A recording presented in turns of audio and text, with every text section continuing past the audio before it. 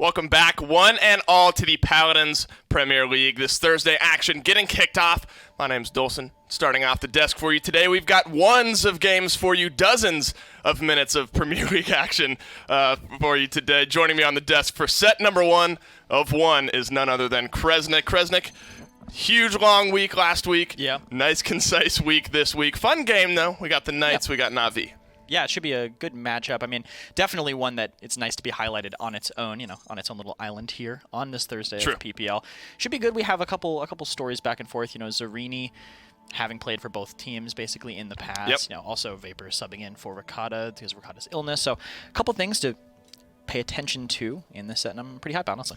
Yeah, I mean, there's a lot to look at. I mean, you look back towards last week and some of the storylines that came out of it, notably Renegades going 2 for 2 on their matches, one over Kanga and then one over a team playing in the first match of the day in Navi, and that shuffles things around. And then you look at the Knights, who are just above Kanga in the standings in the last split. They've made some roster swaps. They've now gone 1-1 in their first week, and this is really their week, I think, to prove that they belong above that 7th spot, of course, sitting down there at 4-12. Navi, the other team playing in this match today, still in second place at 11-5, but Envy nipping right on those heels. But it definitely is a statement week, I think, for the Knights. Yeah, especially after the first week being pretty decent for them, I think. I mean, chunking into Nip pretty well, taking them kind of to the limit. I was looking away in that one moment where that camera feed That's something to look back into, right? Yeah, exactly. It's perfect. And, and taking that win on the other side, but still, they need to prove themselves this week. They're the only team with 4 games in this first 2-week break, so having that ability to gel and have that chemistry quickly is going to be important for them. Unfortunately for them, again, with Ricotta being out, Vapor subbing in, Cuss Cutie being moved to DPS, something that I think he's always wanted to play. Sure. But well, he came into the green room and said, all right, guys, you need to hype up my damage today. I'm going to be making big plays. He finally gets a chance to put his foot in that damage door. Spam this paper to help Vapor, I think. We had the bike for Mike. I don't know if there's a paper emo, but Vapor, of course, he's a little bit better suited. I mean, no disrespect to Mike, but Vapor actually plays the game, so I think it's a bit more plug and play. Vapor's like Masters and Ranked. Sure. I mean, he does pub all the time. I've played with him. He's subbed in for my team. He's subbed in for Knights. He has a lot more experience than Mike did, but still, I mean, it's still going to hurt the team. Zarini is someone who is not going to hurt the team, bringing his experience in from playing against Navi, I would say, and I mean, showing that he knows how to play point tank. Should be aware of that with his previous experience, but he's looked really good for them. I think he's changed a lot for them in terms of their communication. That was something that I think was lacking for them before, and he's brought a big boost to them in that case. Yeah, I mean, of the 2 big changes that the Knights made, of course, Simsalou, big microscope on him last week. He had his big matchup against NIP, and that was sort of the focus there. And then Zarini in this case, because he, like you mentioned, he had subbed in for Navi for a couple of weeks in the last split. Does that really come into play at this point, though? I mean, he knows the guys and knows their tendencies on Navi, but the game has changed since week 1 and 2, right? Yeah, I mean, unless they have some meta-proof drafts that they're breaking out, and I wouldn't be shocked if Navi did. I would expect him to know a little bit, but I'm sure Navi's changed plenty since that time. Sure. Well, we'll see how they're feeling. We had the chance to sit down with a couple of the players on the Knights and see how they're feeling prior to this matchup. Several team rosters were in flux between MSI and Phase 2, with the Knights having the most public of shakeups. For the now vacant point tank position, Ricotta and the team wanted to bring in a new dynamic to the front line, patching up the holes that had led to their 3-11 start. The way I describe it is, I think it's sort of like thinking about the power of a character. It's the same for like a player in your roster. You have to punch in all the variables. You have to think about their comps, their attitude, their mindset, their future potential, current power. Are they at the house? Are they not at the house?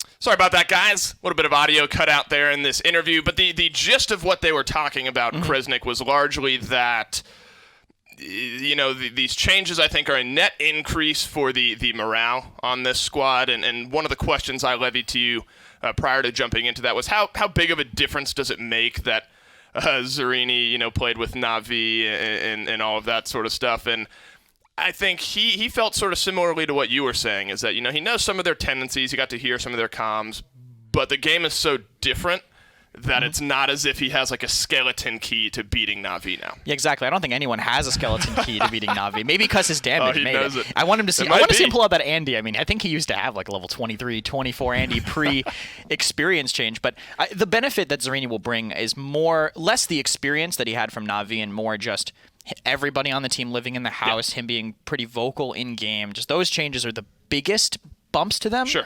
I'm sure the Na'Vi experience isn't going to hurt, but Couldn't hurt, right? But how much does it really change? Exactly. That's up for them to decide. And one of the things, he gave a lot of respect to Na'Vi. The duo he sort of mentioned was Phoenix, so aggressive, and then Creatives following him up. I believe the quote from that interview was, "It's one of the scariest dynamics to go up against here in the PPL, and if they're going to win today, they have to not think of them as Phoenix and Creatives, but just as the champions they're as playing." Khan and Shaolin, if that is how it ends up coming out. But the flex damage and the flex tank, the people who are playing on the side, usually shoving those flanks, they're some of the most influential people in the game. That's why I think they're some of the hardest roles to play as well. I mean, having to set your own pace on the side of the map, and Phoenix and Creatives both have shown that, they work together really well. When Creatives is on those blasters kind of backing him up, they can put on a ton of pressure on the side, but Navi's kind of traditionally controlled style means that they know when to stop, they know when not to get over aggressive and kind of just, feed on the sides. It's going to be fun to see how they react, because remember, the last we saw of Na'Vi was a 4-2 loss to the Renegades in week 1. So this is a matchup rife with storylines, because you kind of have the Zerini ever-changing dynamic on the Knights, and then a Na'Vi that looks slightly less scary, at least over the first couple of games that they had compared to how they were last time. Let's take a look at the map bans, though. Jumping right into the action here, Shattered Desert and Bright Marsh, first two for both of these teams, and then Frog Isle and Ice Mines, notably. Gore will be thrilled that Na'Vi banned out Ice Mines. None of that for us here today. Anything jump out at you ban-wise? Bright Marsh is a pretty standard map. Seeing it banned means I think they just don't want to get snowballed. They want to kind of slow the game down, because Bright Marsh, once you win that first mid, it's really hard to defend once you get around that corner. Runs on the defense, it's too hard to get onto the cart. So they don't want the game to get out of their control. Same with Frog Isle. It's kind of a similar map in that sense if you have a good enough backline. So. Well, we'll get to see what we are jumping into. We saw what we're not allowed to play, but Jaguar Falls certainly on that list, and it's going to be the first off of the board here. It's a map that allows for kind of some dynamic play. We've seen some Lex on this map, Willow on top of that as well. I think we got one glimpse at the changed Androxus, maybe in the minor or console league this week, if I'm remembering correctly. Not on Jag Falls, but I think just in general. Yeah, he was on Timber for it must have been Timber. K-Consul played him. That's VP. right, and it was hit or miss depending on how you look at it. But both of these teams, they have some flexibility. Both of them, I think, will continue to play. The Lex was impactful. The Willow was impactful as well. I don't imagine too much deviation from them. Yeah, 4 off-tank bans to start here, too. So Torvald is open for them, not necessarily a off-tank, I guess, kind of a supporting tank. You lose that pressure from the side, but I wouldn't be shocked if Knights take double point tank here to kind of counteract. Yeah, they don't want Na'Vi to have a strong front line on the side, leaving them with kind of Nando or Ruckus if they need that fill-in. Or Terminus. We saw a lot of Terminus. Right, that's true. These last couple of days in the amateur scene. I wouldn't be too shocked to see him come in, but as a main tank, I would say Nando would probably be better for Na'Vi here. I think one big thing you have to mention going into this matchup as well is that Na'Vi has played, honestly, triple DPS, maybe more than standard lineups so far this split. With Torvald at their back, I guess that's kind of on the board, but that's your tank then at that point, which isn't. Torvald triple DPS is like a. Right, it doesn't it's like make a callback. It's like a G2 thing. That was Sure. something that G2 used to do, like pre-Worlds 2018 was kind of their B&B. I don't remember seeing Na'Vi play it too much. With Maven Cassie coming up after, though, they're leaving it on the table for themselves. They want to have that flexibility. It does make sense, though, even if they do want to go a kind of standard composition. Right. Knights have both their tanks already. No reason for them to take their second one, rather deny the Knights some of the choices they want. And Maeve, really strong for the Knights historically so far. With the way the bans, looking particularly at frontlines, the way the bans in the first 3 picks round out, Na'Vi are now kind of forced if they want to go with that second tank is, I guess, Fernando or Terminus, really. I mean, are kind of their big options. You're telling me you don't want Flux here. Generator main tank Ruckus? No, I might pass on that one. Okay. I mean, it could work. It's a free country. It could I respect work. You're it. right.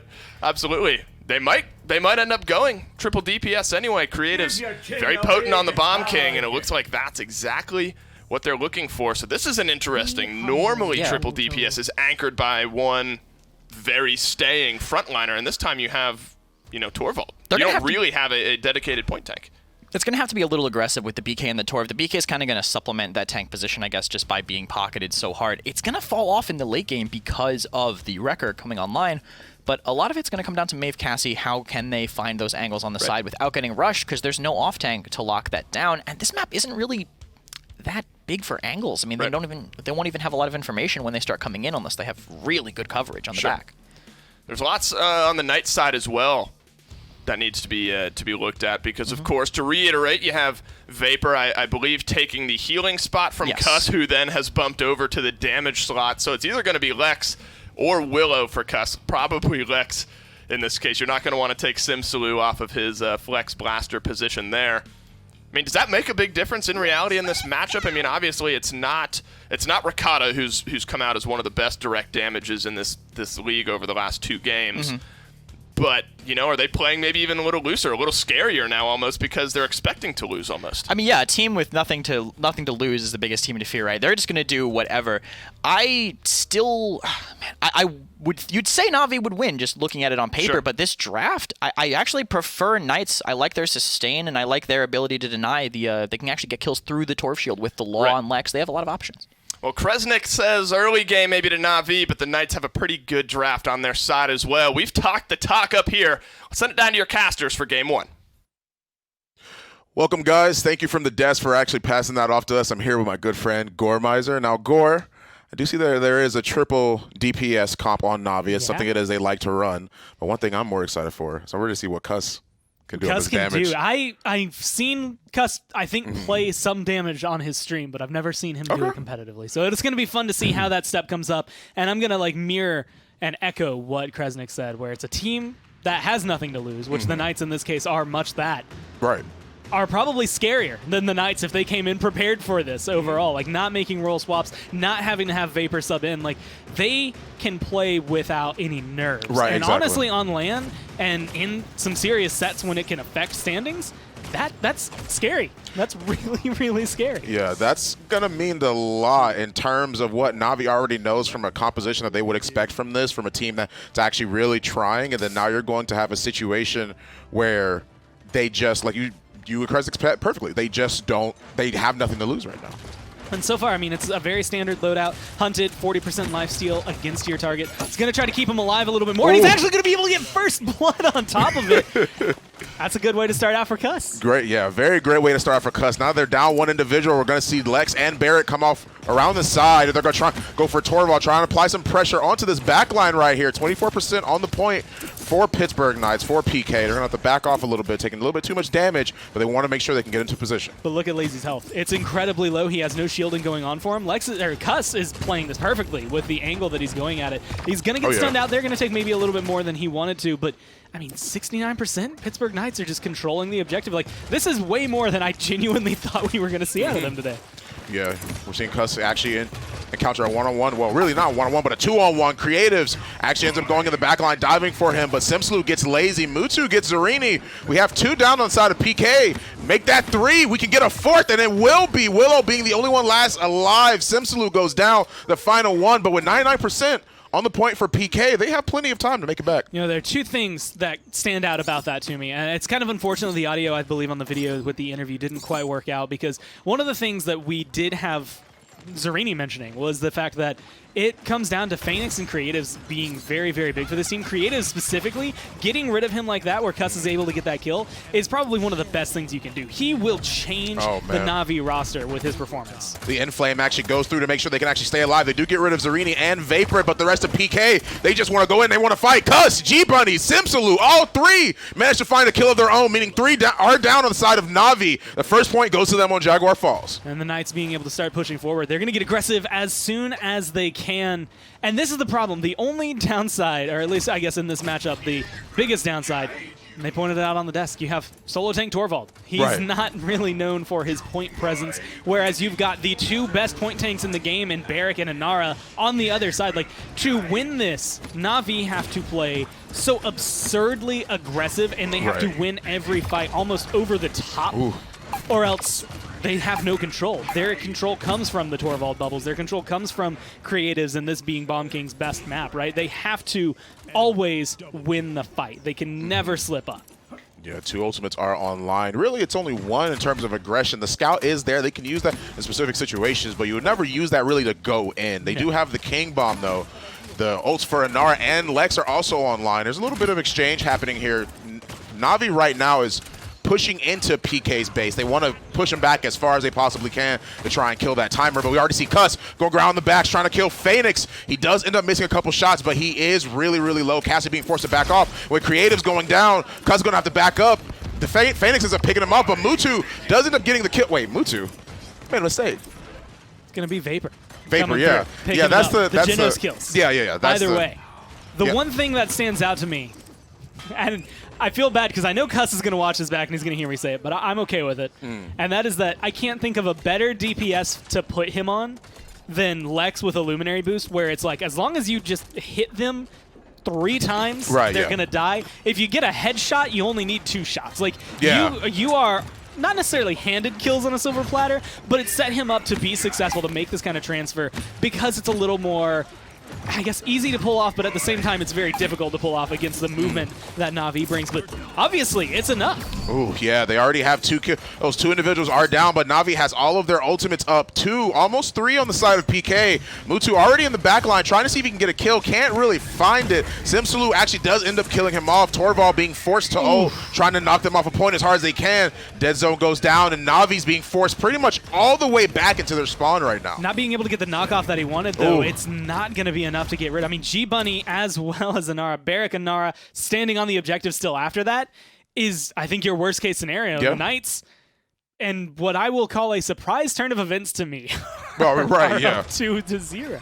Yeah, they have been playing really, really well, and I think it goes back to what it is that we've been saying, is that playing against a team with nothing to lose is pretty terrifying. It's dangerous. Yeah, it's very dangerous. Also, I guess don't underestimate Cuss's damage. He isn't actually really that high on the damage dealt charts, but he's 5-4-3, so that's really all that matters. Simsley 6-3-5. I was making jokes coming into this, which was how hard can Simsy carry a game on his own. Yeah. But we kind of saw some of that happen during MSI. Like, depending on where a Raze was during the game, like, they would trade off sometimes as to who was carrying it. So we know he has that potential to literally push a team to the limit. But right now, it's Na'Vi. Top in the damage charts. You expect that with a Torvald bubble, but they have to come out swinging. They have to start off with 2 kills. Come out swinging, they shall. I heard the Inflame end up going off along with the Darkness through time and space, see if he can find anything. Vapor doesn't end up getting a hit at that, but the rest of Na'Vi are trying to force something that they cannot win. Phoenix ends up going down. Simsalou and the rest of them applying so much damage, so much pressure. This solo Torvald, man, the spray coming out from Cuss. Double kill for him, doing so well. PK has so much momentum right now. I mean, and now they have the control. They have everything that they need. Yes, you might not have the same amount of healing numbers, but it doesn't matter. That's a beautiful seismic crash, beautiful setup. Then the team's just so hard to displace once they get set up like this as well. The only thing I think that can open this door would be you pop Field Study in, you go King Bomb, and you get, again, maybe 2-3 stuns, follow up with 2-3 kills, and just hope for the best. But Na'Vi have just been tripping every single time. Like, that moment finally hits that they have to perform, and it's been Cuss, surprisingly, Simsy, coming out with the kills. Yeah, Creatives he did get a little bit of damage off on the Simsalou. He's throwing it right down that main. He knows he's behind that corner. He wants to see if he can get some damage, try and stall their aggression just for a little bit. They know Inara's off on the side as well. The rest of them are pretty much just waiting. They're looking for an opportunity right now. And unfortunately, this Bomb King, I mean, we've seen him fall out of favor. I like seeing it, but it just doesn't feel like he's doing as much. I mean, you see Simsalou finally taking a spell on the other side, and the damage numbers are all in favor of Creatives in at least the Blaster matchup. Yeah. But it's the control that's coming down from it. I mean, we haven't, first off, seen King Bomb used, I think, at all. I have not heard it charge up. Yeah. I've seen that ult at 100% for, I would argue, 2 to 3 minutes now that he's just been sitting on it.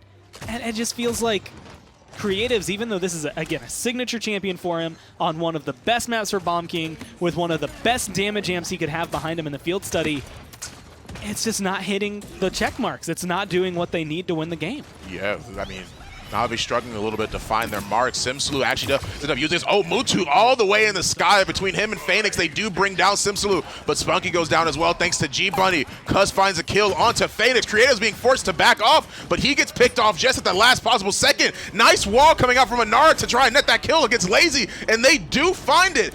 PK right now up 3-0 with the possibility of making it 4-0 against Na'Vi in this first game. Oh, and Cuz is still going. He only needs a couple of shots on Namutu to be able to find that kill, but they're going to be able to turn the attention away. He actually finds the shots and keeps Zarini alive just for a second longer, but it keeps the pressure going and keeps Na'Vi with their backs against the wall. Yeah, the King Bomb does come through. He manages to actually stun Cus, and Phoenix finishes it off. We're seeing trades happen, like, not even really one for one, just all over the board. So many people are dying during this team fight, but at the end, PK has to back off. Simsalou firing a few shots around the corner to try and see if he can actually stop anyone from pushing forward. But right now, the rest of PK has to make it back. That payload was inches Yeah. from conversion. That was inches from a 4-0.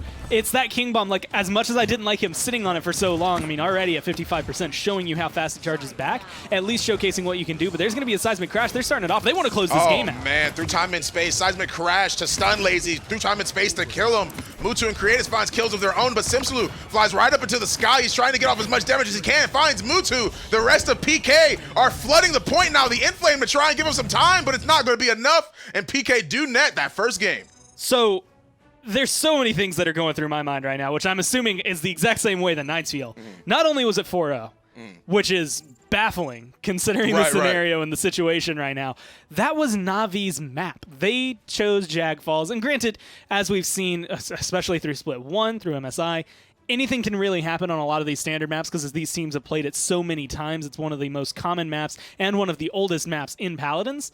That amount of control really does come down, and it feels like it was won almost in the draft with the way Na'Vi had to play. They just didn't play to the strategy they drafted. They needed to be way more aggressive. They needed kills, and they just didn't find them. I think part of the thing with that too was that that solo Torvald, like we mentioned it before, it was really, really difficult for them to be able. There's the nice little victory lap as he walked by. He was just walking by, just like pretty much just like flexing himself. But good job from Cus. Good job from everyone on PK. They netted such a good win against Na'Vi for this first game. But don't go anywhere. We'll be right back after this 1-minute break. iNap, powering the control room for the Paladins Premier League.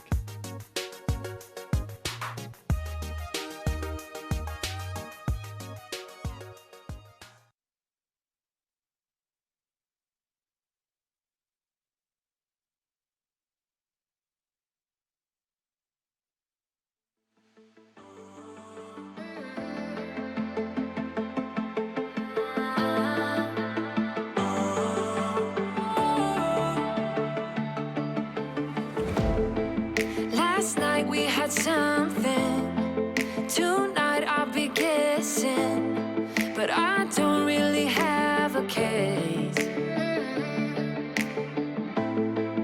You don't have to mention, you just like their attention. It's written all over your face. I don't wanna play the quiet type when I'm near you. Reading old messages on my phone every time I see you.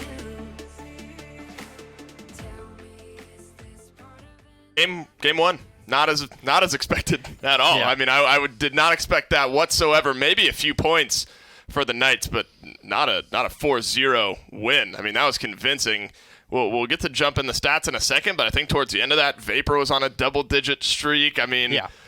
Knights are maybe upsetting Na'Vi here. Yeah, I mean, that was just a really poor draft from Na'Vi. That's I think. true. You're right. I mean, Knights, of course, executed very well. They had really good ways to answer it. Simsalou had really great zone control. I mean, Cus, I guess he can play damage. I mean, I think all those hours of damage he's played in casuals over all these years have paid off, and I think he looked really solid. I mean, Simsalou outdamaged him by the end, but still getting all those confirms, running away from all those Torvald pockets. He was doing a great job. This is a rejuvenated Knights team. I mean, I think you can just tell there's a different energy in the booth here. Simsalou, huge plays there in that game as well. But you're right. I mean, you almost have to kind of look at what Cuscutie brought to the table. That's sort of the off flex. Zarini had some big plays in this game as well. But it's never easy, especially going against Na'Vi, to have to swap roles mid-game. I mean, not even mid-game, just from what you're used to going into a game. And he looked actually pretty good on the Lex. Yeah, I think so. I mean, I think he's played triple DPS in the past, I want to say. I think this is a throwback, and I could be wrong, but I think Wardoom used to go support and Cuss would go damage. Dust off the history book. Be wrong book. about that in the past. I believe that's happened, so he has a little bit of experience, and I think the stats will be able to tell the story about this game, how Na'Vi could not just get any cap time. I mean, the damage is there. That's what happened when you have double damage amp, but just the objective time completely controlled by the kind of sustainy comp by the Knights. You already can't trade Torvald into an Inara or a Barrack on the point. Now imagine doing it under Willow pressure. Right. While that Willow is also damaged. There's no room to move. I mean, Zarini had 95k, I think, damage taken, which is double anyone else in this game. He was just a damage sponge. I mean, that maybe even skews the numbers a little bit. Natus Vincere just pouring all the damage into the Inara. While focus is shifted there, maybe the rest of the Knights find a little bit of an opening. 11-6, Cuscutie. 11-5, Simsolo. G-Bunny 10-3 as well, but Vapor at 4-4-20. KDA that you would not have expected with a flex outside of Ricotta as well. Cuscutie, though, as we've mentioned, big game. You ask him to flex onto the damage, play some Lex. 2.7 KDA and 11 kills. I mean, he did what he needed to do. Yeah, that's not bad, especially with a character that's been changed so recently as Lex. So, not maybe having the practice on this character he would like. But, I mean, it is like old Lex, and that's when he played the most damage. So maybe this is the best possible comp for him, maybe, to be fair. He's just going back to the olden ways. But still, looked very solid, I think. Good use of his ultimates, except for that one time he tried to challenge Mutu on the side. That was really confident in him. He's looking very confident right now. As the Knights should be feeling good about that. Gore mentioned it before, but, I mean, that was Navi's map pick. And that was basically also the partner to the map that Knights banned. I mean, the Knights banned Bright, and then Jag was picked, and then they 4-0 Jag. Makes me wonder why they banned Bright, honestly. I mean, Knights now are in the driver's seat in a whole different way. It's one thing if you maybe narrowly escape with a loss on the other team's map pick, but now you get to follow it up with something that you've prepared on your own as well. I mean, I guess this is an interesting way to look at it. Maybe the Knights just know that Na'Vi are looking for triple DPS, ban the way they do. Na'Vi, although they also ban out the hybrid off-tank frontliners as well. I mean, they kind of cornered themselves into a triple DPS with Torvald comp there. I mean, they could have picked Nando. It was on the table. They just chose to go with the third DPS. I understand why. I mean, BK Torv is solid on that map, but you just, against the Willow, against everything, they left themselves open to that counter pick, and I would not be surprised to see Na'Vi ban a little bit differently this game. You might think after the performance in game number 1, Warder's Gate is the Knights pick after a 4-0 on Jaguar Falls, which again was Na'Vi's pick. Already different drafts, only in the form of the Genos ban. Torvald Atlas, still gone, still off the table, but still that one hybrid off-tank is available, and that goes to the Knights. Yeah, Ashe also still open when she was banned in the last set. Correct. Genos taken off by the Knights early. I'm assuming that's specifically to counter the triple DPS tendencies of Na'Vi so far in this phase. Khan also by them. I mean, Khan's actually a pretty good solo tank, I think, in some maps, usually the flatter ones where you can't get abused by the high ground more. So them taking that, they're going to be stuck with a less mobile solo tank if they choose to go that way. But, I mean, Na'Vi have plenty of options here for that. I wouldn't be shocked to see them try to go the Inara Barrack too, but knowing them, it would probably be. It's probably going to end up being Barrack and one of the DPSs to keep it clear. Well, let me ask you. I want to ask you a high-level question. Okay. I mean, this is. I want to give you a medium-level answer. Right, a medium-level answer. Sure.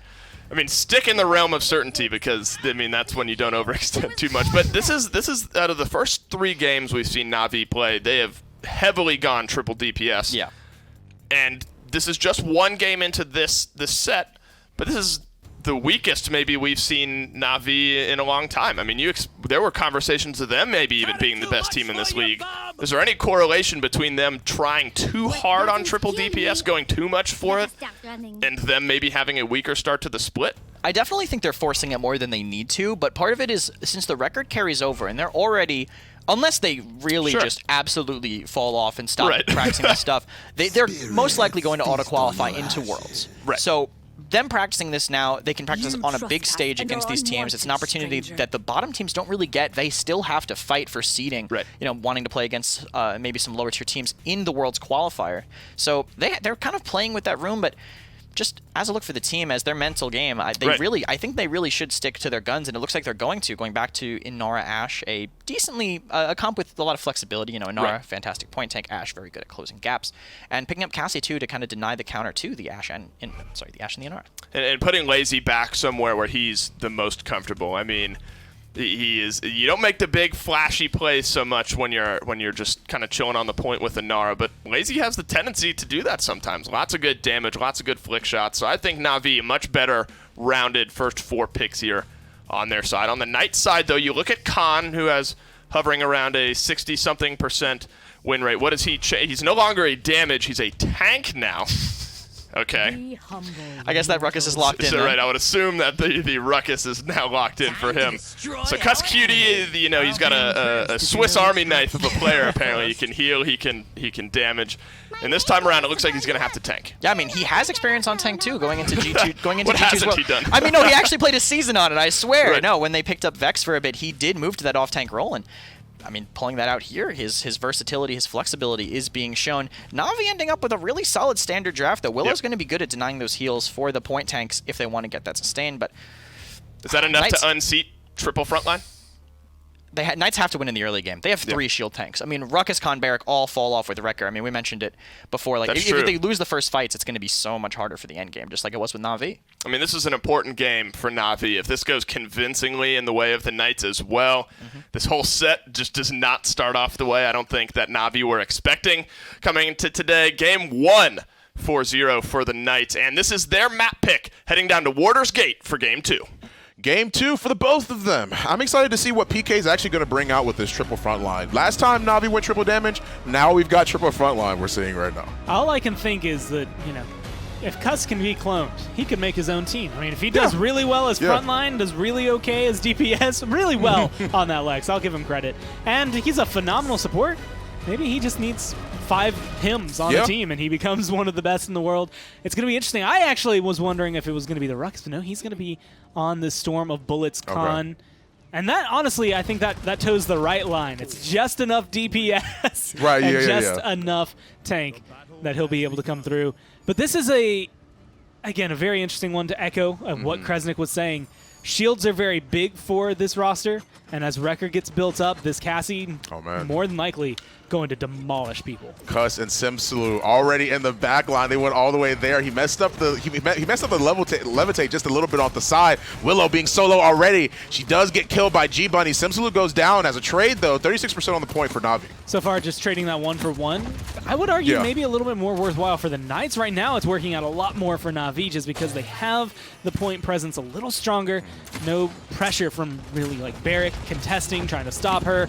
And this matchup, I mean, Creatives is going to hit pretty hard. Cuss has to play carefully here. Yeah, Simsulu and Cuss, both of them just on top of Creatives. He does actually go down. Now Simsulu's going to try on the left flank. Just a little bit of the point. He does see that Willow's all the way in the back. Lands a couple daggers, not too much though. And now the rest of PK though, they're going to go right on the point to try and stop this. Be as aggressive as possible, force Lazy out of there, and by the time he drops down, he's too low. Vapor gets credit for the kill there. Cuss gets spunky, and even though you lose G-Bunny, you are coming up exactly as you need to. Yeah. This is the controlling factor, very much similar to the first round. Someone got to 99%, but they did get stopped before they hit 100. Yeah, that was extremely well played by Cuss. He actually just went in the back line. Simsulu body blocking the shoulder bash to make sure he actually doesn't get out. 54% on the payload, or on the point for PK. Overpower is ready. Inflame and Midnight will be up soon as well. The amount of daggers that Simsulu hits is just making his Mave insane. Like, that last one missing honestly kind of surprised me. It would have made a difference if he gets that kill instead of dying there, because now you have at least the numbers advantage going a little bit more in favor of Na'Vi. A beautiful Dread Serpent to start things off. Yeah, but the overpower from Cuss actually ended up killing Lazy. However, the rest of Na'Vi actually are just pretty much pushing PK off of the point, but here comes the Midnight. They're going to try this last fight, this last stand. 99% on the point for both teams. It depends on these shots. Creatives being able to deal with Cuss is going to be able to control the point. It's 99-99, as you said, and this overtime is going to go down insanely fast. He's surrounded, and that's going to be it for Cuss. Yeah, Cuss goes down, wall followed by Anar, but they do keep stalling as best they can. Dome Shield, they want this point so bad. Followed by Hexafire. Lazy gets lit up immediately. Shoulder bash to try and get G-Bunny off of the point. He absolutely destroys Lazy, but the shoulder bash. Furia steps in to block that point, though. This point fight is crazy. Keep jumping back on. You just got to make sure that timer doesn't go down. It's going to expire incredibly fast at this rate, but it's going to be Shots Creatives right now in control. A double kill for him, and that might just seal the deal. I give PK so much credit for that. Like, they may have lost the point, but they put up one hell of a fight. I don't think I've ever seen a timer get like that Right, on a yeah, point fight. yeah. I'll be honest, like I've seen it go down pretty quick on payloads. Those will last in overtime for minutes. Yeah. But to have that happen right there, I mean, I love the way they hold on to that, the way they play it. It's very unfortunate because of their composition, how they lose it. It's, I mean, triple tank, even though this isn't as stalwart as some of the triple tank compositions we've seen, it's kind of built on the fact that you're just tankier than the other team. Usually you're able to walk away with that and have a little bit more presence on the point. They matched the 99. They put up as much of a fight as they could.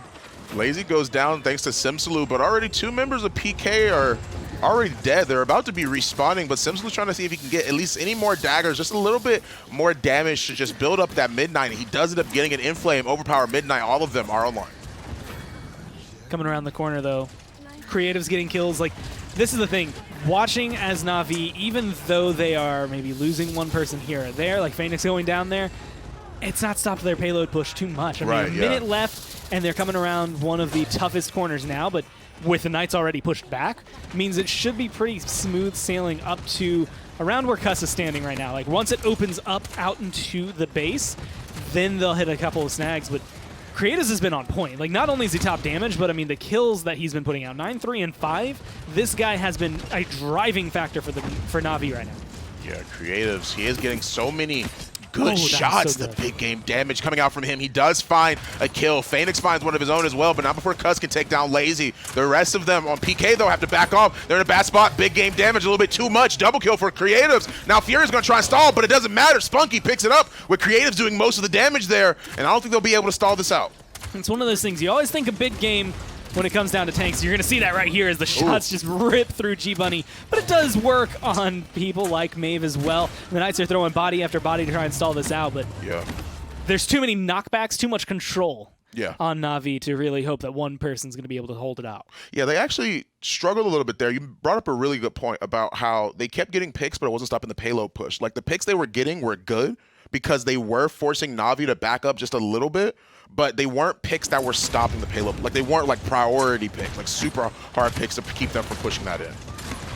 It's just these kills, these perfect moment kills, I would say, from Creatives really is what made the difference. A double kill at 99-99 with the overtime literally being whoever happens to just displace themselves from the point too far is going to lose it. I mean, you have the knockbacks, you have a lot of control on Na'Vi, but he found the damage he needed at the moment. I just don't think we see another point fight like that. Yeah. But at the same time, I really don't know what to expect out of this set anymore. Yeah, I mean, both teams have all of their ultimates online. The Dome Shield does go down, followed by Hexafire super early. They killed G-Bunny. Position he was in wasn't that great of a position, but they do get the overpower off. They want to get rid of Spunky, and they do force it. The Inflame goes out as well. The rest of the ultimates, though, Na'Vi has only used one, the second one being Seismic Crash right there with 3 still online. And now Mutu being able to flank around a 19 streak here for the Willow. He's just been fluttering around, flying about, and honestly being not only a big distraction, which I think is enabling Creatives to get just tons more damage out there, but also he's been slippery. No one's been able to lock him down. His damage numbers are going to be good because of it, and that kind of control on the fight, this is what they needed to do last game that they weren't able to pull off. Right, exactly. The scout goes out. They do want to make sure that they can see where they're approaching from so they can force this as best they can. Simsaloo waits for the scout to go out before he uses Midnight. Won't be enough, though. Cuss and the rest of them are on their way. They're trying to make sure they can get Zarini. They do find it, and now G-Bunny and the rest of them, they're going to try and go on to the point to stall as best they can. 99% for Na'Vi, only 11 for PK, for Pittsburgh Knights, and that's going to be the 3rd point for them on Warder's Gate.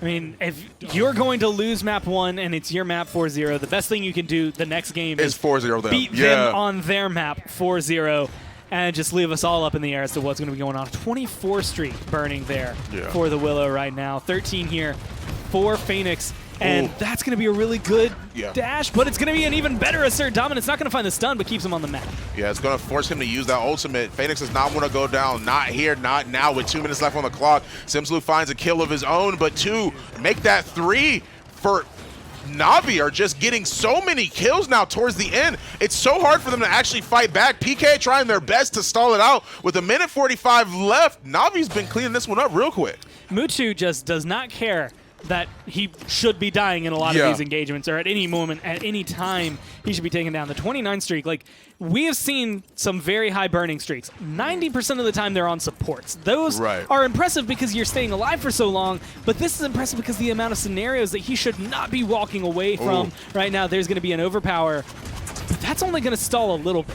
Yeah, that's going to be that's only like the first wave. Right now, Navi's like literally right now, Navi's playing like Paladins, but PK's playing like tower defense, right? So they have to make sure that even after that first kill, it's not going to be enough for them to try and it's going to be enough for them to try and get that momentum, but not enough for them to win the game. They still got plenty of fight to go. Well, Mutu did choose to jump off the map himself there. It's one of those things, you don't get to see it too often, but the higher your streak gets, this doesn't come up with supports. Supports, when they get a high streak, a lot of it is assists. But kills, when your streak is built off of those, whenever you get killed off, it gives more ult charge to whoever kills you. So throwing himself off of the map to deny that amount of charge over to the Knights to make sure that there's no situation that we had, I want to say about a little over a year ago now, where Makoa literally Ancient Rage, got a kill, and then had his ult ready and available again right afterward. Just making sure that it stays safe for his team. Creatives during this game is actually just popping off super hard. He actually ended up killing Cuss in that 1v1, the record being too strong. The Dread Serpent comes out to force Zerini off of the point. The dash comes out as well to try and give himself a little bit more time to just live, but I don't think Cuss is going to be able to make it, and that's going to be the second game. Game 2 goes to Na'Vi. That's what they need. In that moment, that is everything and more of what they need. But I mean, you could also make the argument that they should have done it twice now, right? Yeah, It should be 2-0 Na'Vi based on the circumstances. But this is an equal playing field. This is kind of showcasing, I think, what these teams are expecting to do. You take each other's map picks, so at the end of the day, you come out even.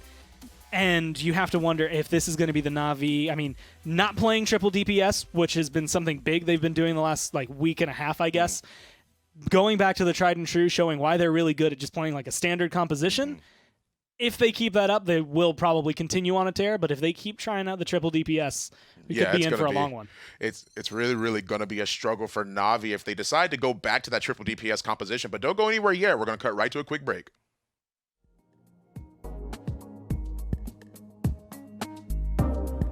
Alienware, the official PC provider of the Paladins Premier League.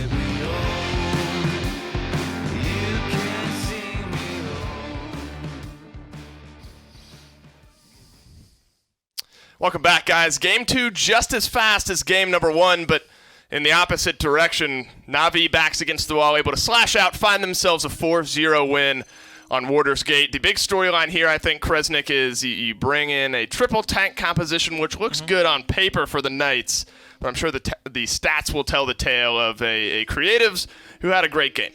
Yeah, I mean, that first fight could have gone either way, too. Honest to God. I mean, Sure. that first fight went. Yeah. Spunky almost had his second Dread Serpent on the first fight, but I think just the tank shred potential from Na'Vi was too much with the Cassie Willow. I mean, big game. We even saw it getting value onto Simsaloo. I mean, Right. even just negating that little bit of damage reduction is huge. Getting those trades, both DPSs on Na'Vi had crazy streaks. I'm pretty sure Mutu is up to 27. Creatives would have been way higher if he didn't eat every single overpower from That's Cuss right. throughohout the entire game. I mean, if you can't beat him, yeet him. You know what I mean? Get him off the map. That's the way. That's the way Cuss Cutie did it that time around. 18-5 or 18-5 and 13. Excuse me for Creatives. 12-4 and 23 from Mutu. So great game that time around. Honestly, much better game for Na'Vi as a whole. Lazy, not the most attractive slash line, but did his job. I was a little surprised that the Knights picked into a Cassie, given that it was Na'Vi's second pick. But you thought there was maybe some merit to it, but regardless, lots of great targets for Creatives this time. Yeah, and I don't think Knights are ever going to pick Triple Tank into Creative's Cassie again after what a force he put on. I mean, it is possible to overwhelm the Cassie, yes, with the Triple Tank. Just on paper, yeah, you can just walk the Cassie and you can kill her before she can kill you, but when you're being peeled for by the rest of your team and when you're hitting every single shot like Creatives was, especially that one point, I remember on the side he got dove by Simsi during the midnight. I mean, just hitting confirms like that constantly, that's going to do so much. He was able to he shot him, got dashed past, then 180, I think, confirmed a second big game shot later. Creatives just was on fire that game. And it's interesting. Navi's map pick, they pick a triple comp. They lose 4-0. Right. Knights map pick, they pick a triple comp. They lose 4-0. I don't know. I mean, the set after game number 1 looks kind of, lopsided towards the Knights, and then Na'Vi now winning 4-0. It's wide open. I mean, honestly, it depends on, I think, who makes the least mistakes. If somebody picks a triple composition, you have to put your money on the opposite side. Map number 3 coming on your screen now. It is going to be Bizarre, a map that sometimes gets banned out, so I'm excited to see a little bit of this here. Got to ask the question, triple tank, triple damage, is there any merit to those on this map? More so triple damage, I think, because of the mid being so wide. There is a decent amount of cover you can kind of play under as well. A lot of paths. We'll have to see how the bans go. If there's going to be another 4 off-tank ban game, then Na'Vi might get kind of shoehorned into that triple DPS, but we'll have to see. Knights are first pick this time instead, so Na'Vi has an opportunity to not get forced into that area. Well, back-to-back map picks for the Knights here. Con Torvald off the board, already taking some time to really think into it.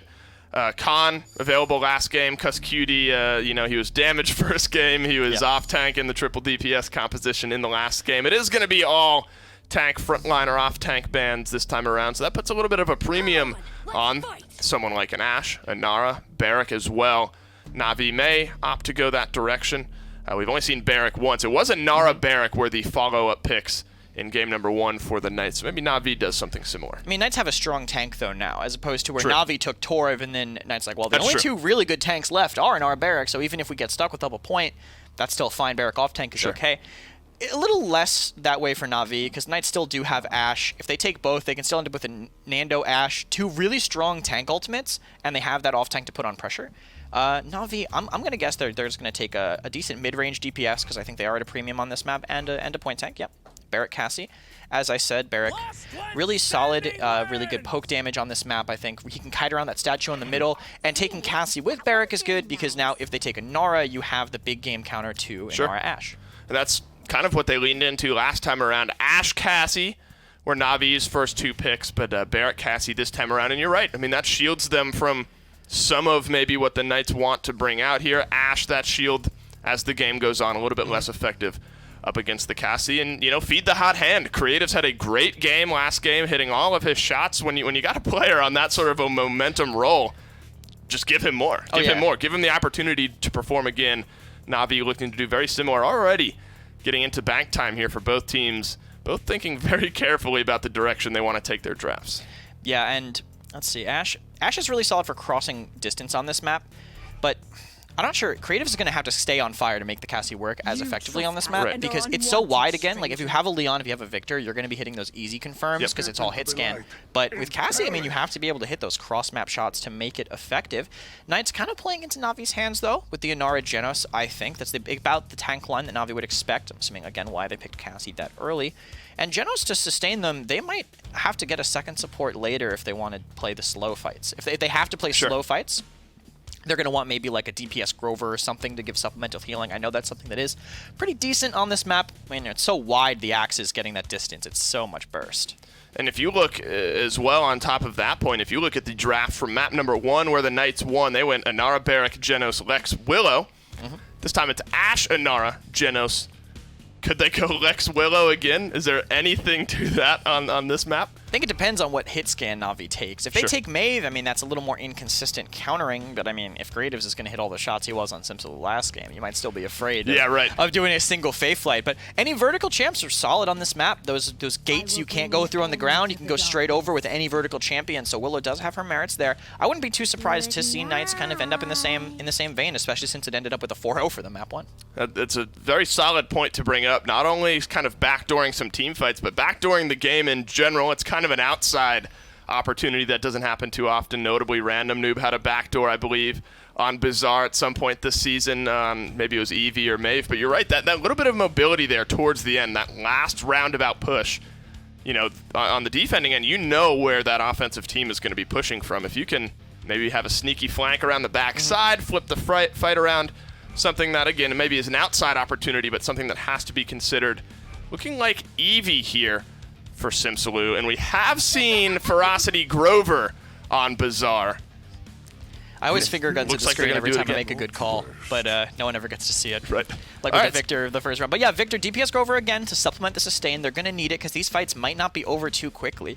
Yes, the Ashe can cross the sides very fast, but once she's in there, they can disengage. They can buy some space. So they want that to add poke and just add a ton of sustain to the composition. Do you put Cuss Cutie on the damage Grover since he's kind of comfortable on that champion anyway? All right. So you're telling me he's going to play damage, tank, support, and then does he just retire game 4?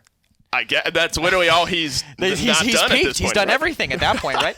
He has to quit, and hopefully he'll be back for next week for the Knight's sake. But Na'Vi and their draft of the Ruckus, not a terrible draft for the Ruckus. The cripple from the Eevee and Grover will be a little tough to deal with, but if he can get on their face, I mean, that's the burst damage there is going to be pretty strong if they can't get him burnt down quickly enough. Well, you got the Knights draft, you got the Na'Vi draft. Who do you like better here for Bizarre? I think I like the Na'Vi draft. I think they're going to be able to get onto their face if they manage to find the Grover. Grover's Vine only gets him out so far. I think they have enough distance to carry and chase. Well, drafting is only half the battle. You got to get into the battlefield and actually make it work. Game 3 coming your way. Interesting to see Bizarre. You don't normally see that as much. Yeah. It's been one of the actually Knights in the Premier League are the only team that has picked it so far, and it's one of those things that they are good at it. That's kind of the deal with newer maps whenever they come through. It's just whoever figures it out first kind of gets that first couple of steps ahead. Saw it a little bit more, I think, initial release. It came out, and was in the leagues, all 3 of them, for a little bit. At MSI, we saw it a good bit. And, well, now they're just making sure we get our nice daily dosage of Bizarre.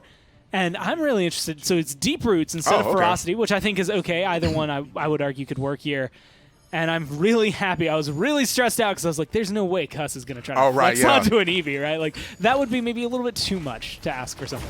Yeah, they're already starting a fight, though. Simsulu mainly in control of the high ground up here on the left side of the point. He is firing a few shots down and around, but Cuss Cutie goes down first to Mutu, and now Zarini's the next one to fall. Na'Vi already looking pretty good. It's okay. He's already got his Lex highlight reel, so he doesn't need the Grover one on top of it. He already has a Grover highlight reel. It's just from healing.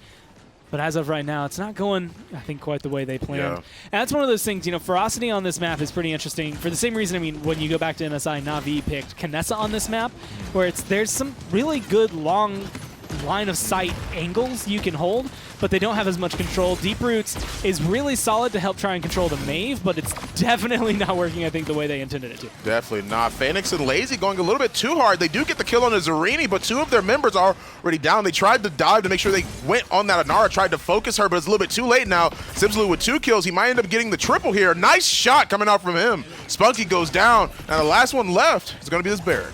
And again, where Deep Roots comes into play, not only is it going to help isolate, it stops Ruckus from dashing, Cassie from rolling, Maeve from dashing, Barrack from running away, and I believe it should lock down Fury as well from getting away. So every single person on this team, movement abilities, whenever they get hit with that, they're going to be feeling it.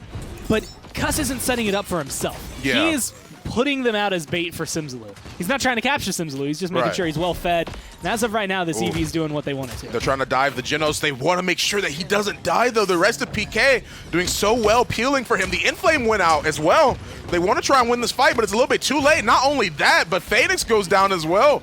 And now Lazy, he might be the next one to look. He might be the next one dead. I mean, really good control, really good angles that they're playing with. Mutu going to be able to find the better of Simsalou, though. And that's a good way to start it off, but the fight's happening on the side. The payload was still moving. It's still going, actually, forward because they're so worried about over here. Yeah, he does end up solo ulting the Furia, though. He has to be able to get the kill. Cuss does get it. They do that. They stagger out their team just a little bit. And as a result, Cutie's going to try and bind grip away, but man, oh man, this Ruckus already went to the back line again once, does it again, Phoenix gets picked off. So in any scenario, you take that kind of fight as Na'Vi because you're stopping the payload from going forward. Right. In theory, that's the goal, is we're going to pull them all away. Zarini just sat on the payload. He didn't care. He was just running it forward. And so even though you were able to stall out, I guess, the rest of the Knights, he got 75% of the way in 45 seconds. Yeah, Simsalou finds a kill. Creatives, though, but Vapor does go down. Now PK's without a healer. Simsalou has to back up. The movement from Simsalou, though, juking out those Maeve daggers, making sure that she actually can't kill her. Nicely done from him, and now the rest of them are just going to try and converge on Lazy. Really good awareness of his cooldowns. Really nice shot and lockdown onto Spunky. And they're just keeping him staggered. I mean, there's 3 members of Na'Vi up and ready to fight, and any of them step out too soon, they're just going to be melted before their teammates are there. Creative's taking a few shots onto the front line. They're trying to see if he can get anybody down, but Cuss, in between the 3 of them, they actually just melt Phoenix immediately. Now Lazy's on the point, trying to see if he can contest. Doesn't matter, though. Creatives goes down. Now Spunky will be the next one. With only a couple members of Na'Vi left, this might be the first round for PK. I mean, good shots. They're going to be able to clean up the kills. Ruckus still alive there at the very end, watching as that payload rolls in. And now I'm really wondering if these guys can give us as like a 7-game set where it's all 4 rows in a row. Like, I mean, if you're starting off, you get 2, and that's one thing. But, I mean, if this keeps going this way, might be looking at a 3rd. Yeah, definitely. I mean, for sure. Here's a couple kills, though. Simsalou actually managed to get. He blinks in, uses the wormhole to blink back out, and just around the corner takes the perfect shot to actually finish off Spunky, which end up delaying their team, which also changed the momentum for PK during that round. And, I mean, 11-1, doing number 3 on the damage, and kind of surprisingly, 2 tanks up at the top. But it's going to be G-Bunny, and it's going to be Lazy.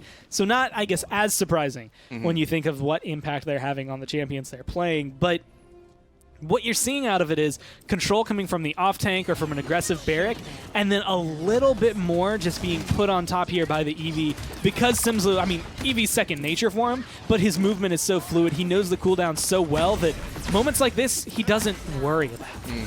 The Inflame went out to try and see if they can actually capitalize on this fight, but it doesn't end up working out for Na'Vi. They do get the kill on a Creative, Spunky, Phoenix, all of them go down with Lazy looking to be last on the menu. They do find the kill thanks to Simsalou. Now that Mutu's the only one left, he goes down as well. And now Na'Vi already, they pretty much got team white right there, actually.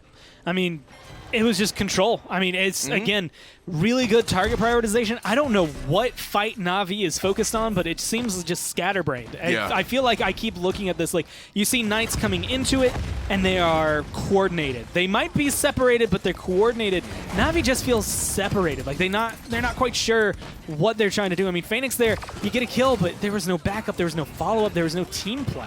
Yeah, there wasn't. Vapor finds a kill on the Phoenix. Mutu and Spunky, though, picking up 2 kills of their own, with Mutu picking up another double kill for him, 1 for Spunky. They do end up wiping out 3 of PK's members, 54% on the really on the point for them. And it can still be anybody's fight, though, with through time and space. Well, having the comeback mechanic fully enabled here is going to make it a lot more difficult. You're going to have to go in. Simsy does go for the touch, but it's just going to be a little bit too late. Gets melted as well. And so Na'Vi breaking the pattern. We're not having a 4-0 here. Yeah, definitely not. This would be actually the first game where it hasn't been 4-0 for PK or 4-0 for Na'Vi. So with this being game 3, it's going to be a pretty deciding factor to see who actually breaks this tie that's happening right now. And you can start to see Creatives, I think, coming back into what he was doing last game. Just consistent kills, consistent control, and some decent damage, right, when it comes down to it. It's just these little boxing matches that he's not winning. And honestly, he won't win against Evie because she's just going to outmaneuver you, right? It's going to be difficult to be able to beat Cuss just because even if you hit him harder 3 times in a row, he just heals up. You need a little bit more like that Mutu diving in on him to seal the deal. Mutu, well, not really, well, not Mutu, but Spunky ends up using the Inflame on their team. Once again, Na'Vi fighting 3 kills for themselves on the side of PK. 3 ultimates up for PK, 2 ultimates up for Na'Vi. And really, this is really looking to be in their momentum right now. Simsaloo ended up using the Ice Storm, though. I don't think he finds anything with that. Just trying to lock him down, trying to find something, but yeah, like you said, not really going to be able to get too much with it. Looking for the lockdown. There's going to be a Hexafire. I didn't expect to see that coming in the next minute and 15 seconds. They're going to pop it there. And it's, well, that's about the opposite effect that you ever want to see after your teammate hits Hexafire. Yeah, I mean, he was like sort of like in a really, I wouldn't want to say a bad spot, but it definitely wasn't the spot that you would expect to see Hexafire in. Right around that, like as soon as you come around that corner, there's not much cover there except for behind that box. Not like as if he can peek with it either. If he was going to pop it, I was assuming it was going to wait until, you know, yeah, 95%, right when it's around right the base. there. Yeah. Because you know, especially double support, like Ashe is going to be down there, but Knights are going to try to reserve assert dominance because of how long it takes to charge. And Nara is going to be down there. Hexafire is perfect for burning through those front lines and giving you that easy conversion point. But holding back on it, or I guess not holding back on it, but popping it way too soon, maybe, might end up hurting them. We'll just have to see how the rest of the round plays out.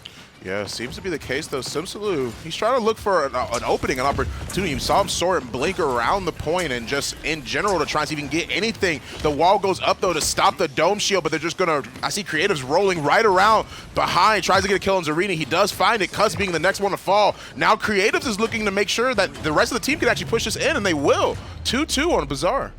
And G-Bunny was in that the worst scenario, I think, to be as a tank, where it's just like, I can deal some damage, I can deal a little bit of control, but I think he was slowed, he was being body blocked, he was being just berated away from getting to the objective, getting to the payload, and being able to kind of stall that out any longer for his team.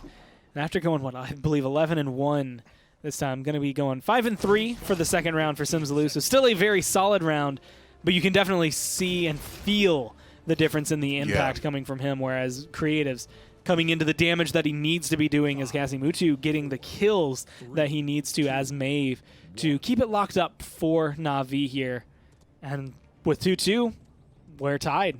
Yeah, Creatives actually just got Wrecker, which makes sense, though. They don't really have a lot of shields on their team, and the Inflame does go out, though. The shots are coming through. Now the rest of them, you already see the Ruckus already. Phoenix all the way, putting so much pressure and damage onto Cuss and Vapor combined. PK forced to back off of this, actually. Vapor's got through time and space. He's got the ability to maybe go for a snipe here, but he's going to need a little bit more. That's going to be a nice shot on the Mutu, but you need something else to be able to find your way back onto the point. Yeah, Ice Storm actually went down, which allowed Vapor, I believe, to get that through time and space. Simsaloo used it right before he died, and Vapor just followed up on it. At the same time, though, Zarini has such a hard time coming back. He used the Seismic Crash, see if they can get anything. He tried to use it to stun the Ruckus. He did get the stun, followed by the Assert Dominance, though, but I don't think it's finding any marks, really. I mean, it lands, it keeps him alive, it keeps him engaged, and he can stand just on the edge of the point to be able to kind of keep it in control. But really good body blocks coming from Creatives, locks him down, isolates him, and keeps him on the point. Zarini, man, I mean, he's trying his best to stay on the payload, but the rest of his team are really just dying around him. So hard for him to stay alive, and he does end up getting picked off 99% to 9% overall, and that's convincing, if anything. I don't know what the pep talk was from round 1 to round 2, but Na'Vi did it right. Whatever it was, whatever was said.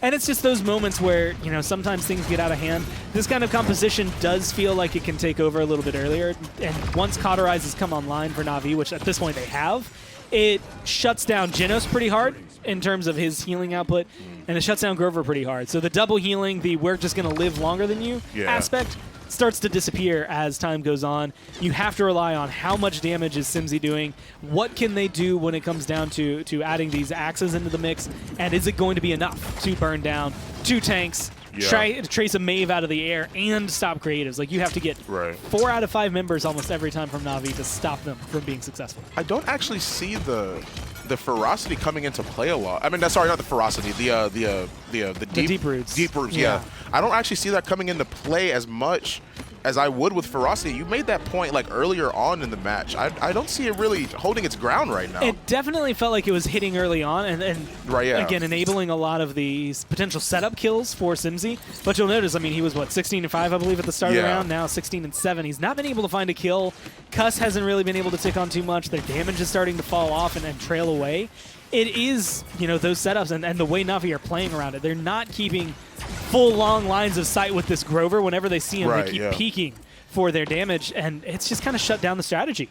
Yeah, it has a lot. You see Lazy and the rest of Na'Vi, man, they're just all in their base, making it so hard for them to actually try and get out of their spawn. Through time and space, though, very nicely done. Simslu finds the kill onto Creatives. Through time and space, I'm sure that hit somebody. I didn't actually quite see, but it was in such a good spot, though, where everybody was standing. I'm sure he got a few kills off on that. Simslu finds kills of his own, though. They are able to force Na'Vi back with 30 seconds left. This could be a potential win for them. I mean, just being able to find themselves a defense right now, I'm not only going to keep them in the game, but going to at least show them that they still have what it takes. They still have the capabilities. There's a lot of good CC on the side of the Knights, but that's the problem is CC is almost always equally met with resilience on the other side, and so you're starting to see it maybe not quite hit as much or as long as it needs to, or as much as they are accustomed to, and that's messing with their gameplay, as now it is going to go into overtime.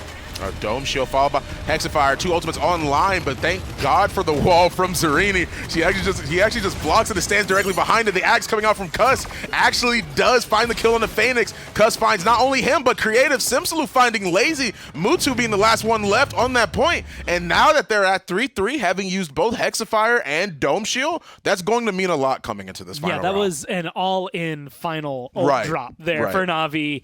And not getting it is drastic. That being said, you always have to take what you gave with what you got. So coming back into it, keep an eye on like the Knight's ult counter and what they have enabled for them. But the problem is that Na'Vi don't need the ults.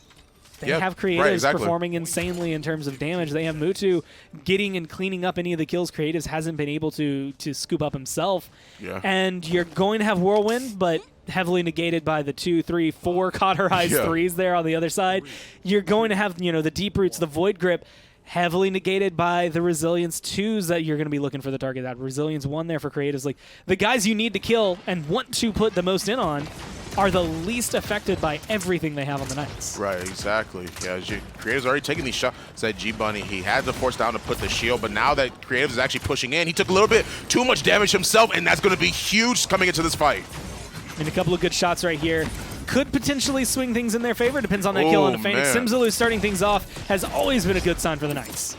Yeah, he actually gets off a shot onto Phoenix and ends up killing him. Mutu looking super low. That kill onto Creatives opens so much. Cuss goes down as well, but Spunky actually goes down like right after Lazy does. And they are just steamrolling and using this momentum to their best ability right now. PK a little bit on fire. And it's just 2 rounds that were, like 1 round that was screamingly loud for Simsy, followed by 2 rounds that were kind of quiet for Simsy, back into a loud round for him. He's making sure his name is known and called out as he's having the performance, but Creatives is back, and they're looking to burn down anyone and everyone that stands in their way. They are indeed. The charge comes out from Ash, and she does go right to Creatives, was just about to say that. He does find the kill, though. They are trying as much as they possibly can to just have some type of pressure. Simslu find the kill on the Phoenix, and Spunky taking a few shots at both Simsy and Vapor in the back line. They do find the kill on him. Geno's being super, super low. The Dome Shield goes down, man. They really want to make sure they get this, but assert dominance. That's good. Dominance is definitely asserted right there. They find a kill on the Mutu. Vapor going down, and the kills are coming in for not only PK, but Na'Vi as well. It keeps them in the fight. It keeps them on the point. It's everything you need in an ult there coming down from G-Bunny, and it sets them up for success. Creatives does get the trade right there with Cuss, but it's okay because Simsy is back, and he's able to kind of set up the damage. Hexafire charged up, popped out, but it's not going to be able to find the kills. Yeah, it's not, but he does find 2 kills, 1 on Creative, 1 on Phoenix. Now that one after the other on Na'Vi are going down, 99% on the point for PK, but G-Bunny's so low. Mutu does find the kill on him, though, and that's going to mean a lot for this momentum shift. Didn't find much, right? But it did find the one thing it needed to. Right. And it got rid of Zerini. That's the only thing that you have to kill on this team to really just strip away the point control. Now he's going to be respawned back, but they've lost a lot of the map control they have. Yeah, they really, really have. Now we see that 2 individuals have already gone down. Vapor, Zarini, Cuss, all of them after such a hard-fought battle. Now G-Bunny's the last one left. They aren't going to be able to contest either. The overtime is still going. Simsy goes down as well, and that will be the first match to break that tie. Just well fought from the Knights all around. I think a lot of what they do, even going through that last point, was perfect. It just came down to the fact that you're having to deal with Na'Vi, who just play perfect. They just do a little more, right, every step of the way. Even with I'm not going to call it a failing Hexafire, but a Hexafire that only finds a single kill, I guess is the better way to word it. He finds an important kill in that. Even though you're able to get the kill, even though Simsy's going and getting double kills, triple kills through the round, it just wasn't enough to keep the ball rolling for them, to keep the ball in their court. And so you could kind of feel them struggling as the round went on to just hold on with an ironclad grip to what they had. Yeah, it was a very, very, I wouldn't really say commanding for Na'Vi, but it was definitely a well-fought battle. They knew what they were doing, and they clutched it out in the end. But don't go anywhere yet. We're going to cut right to a quick break.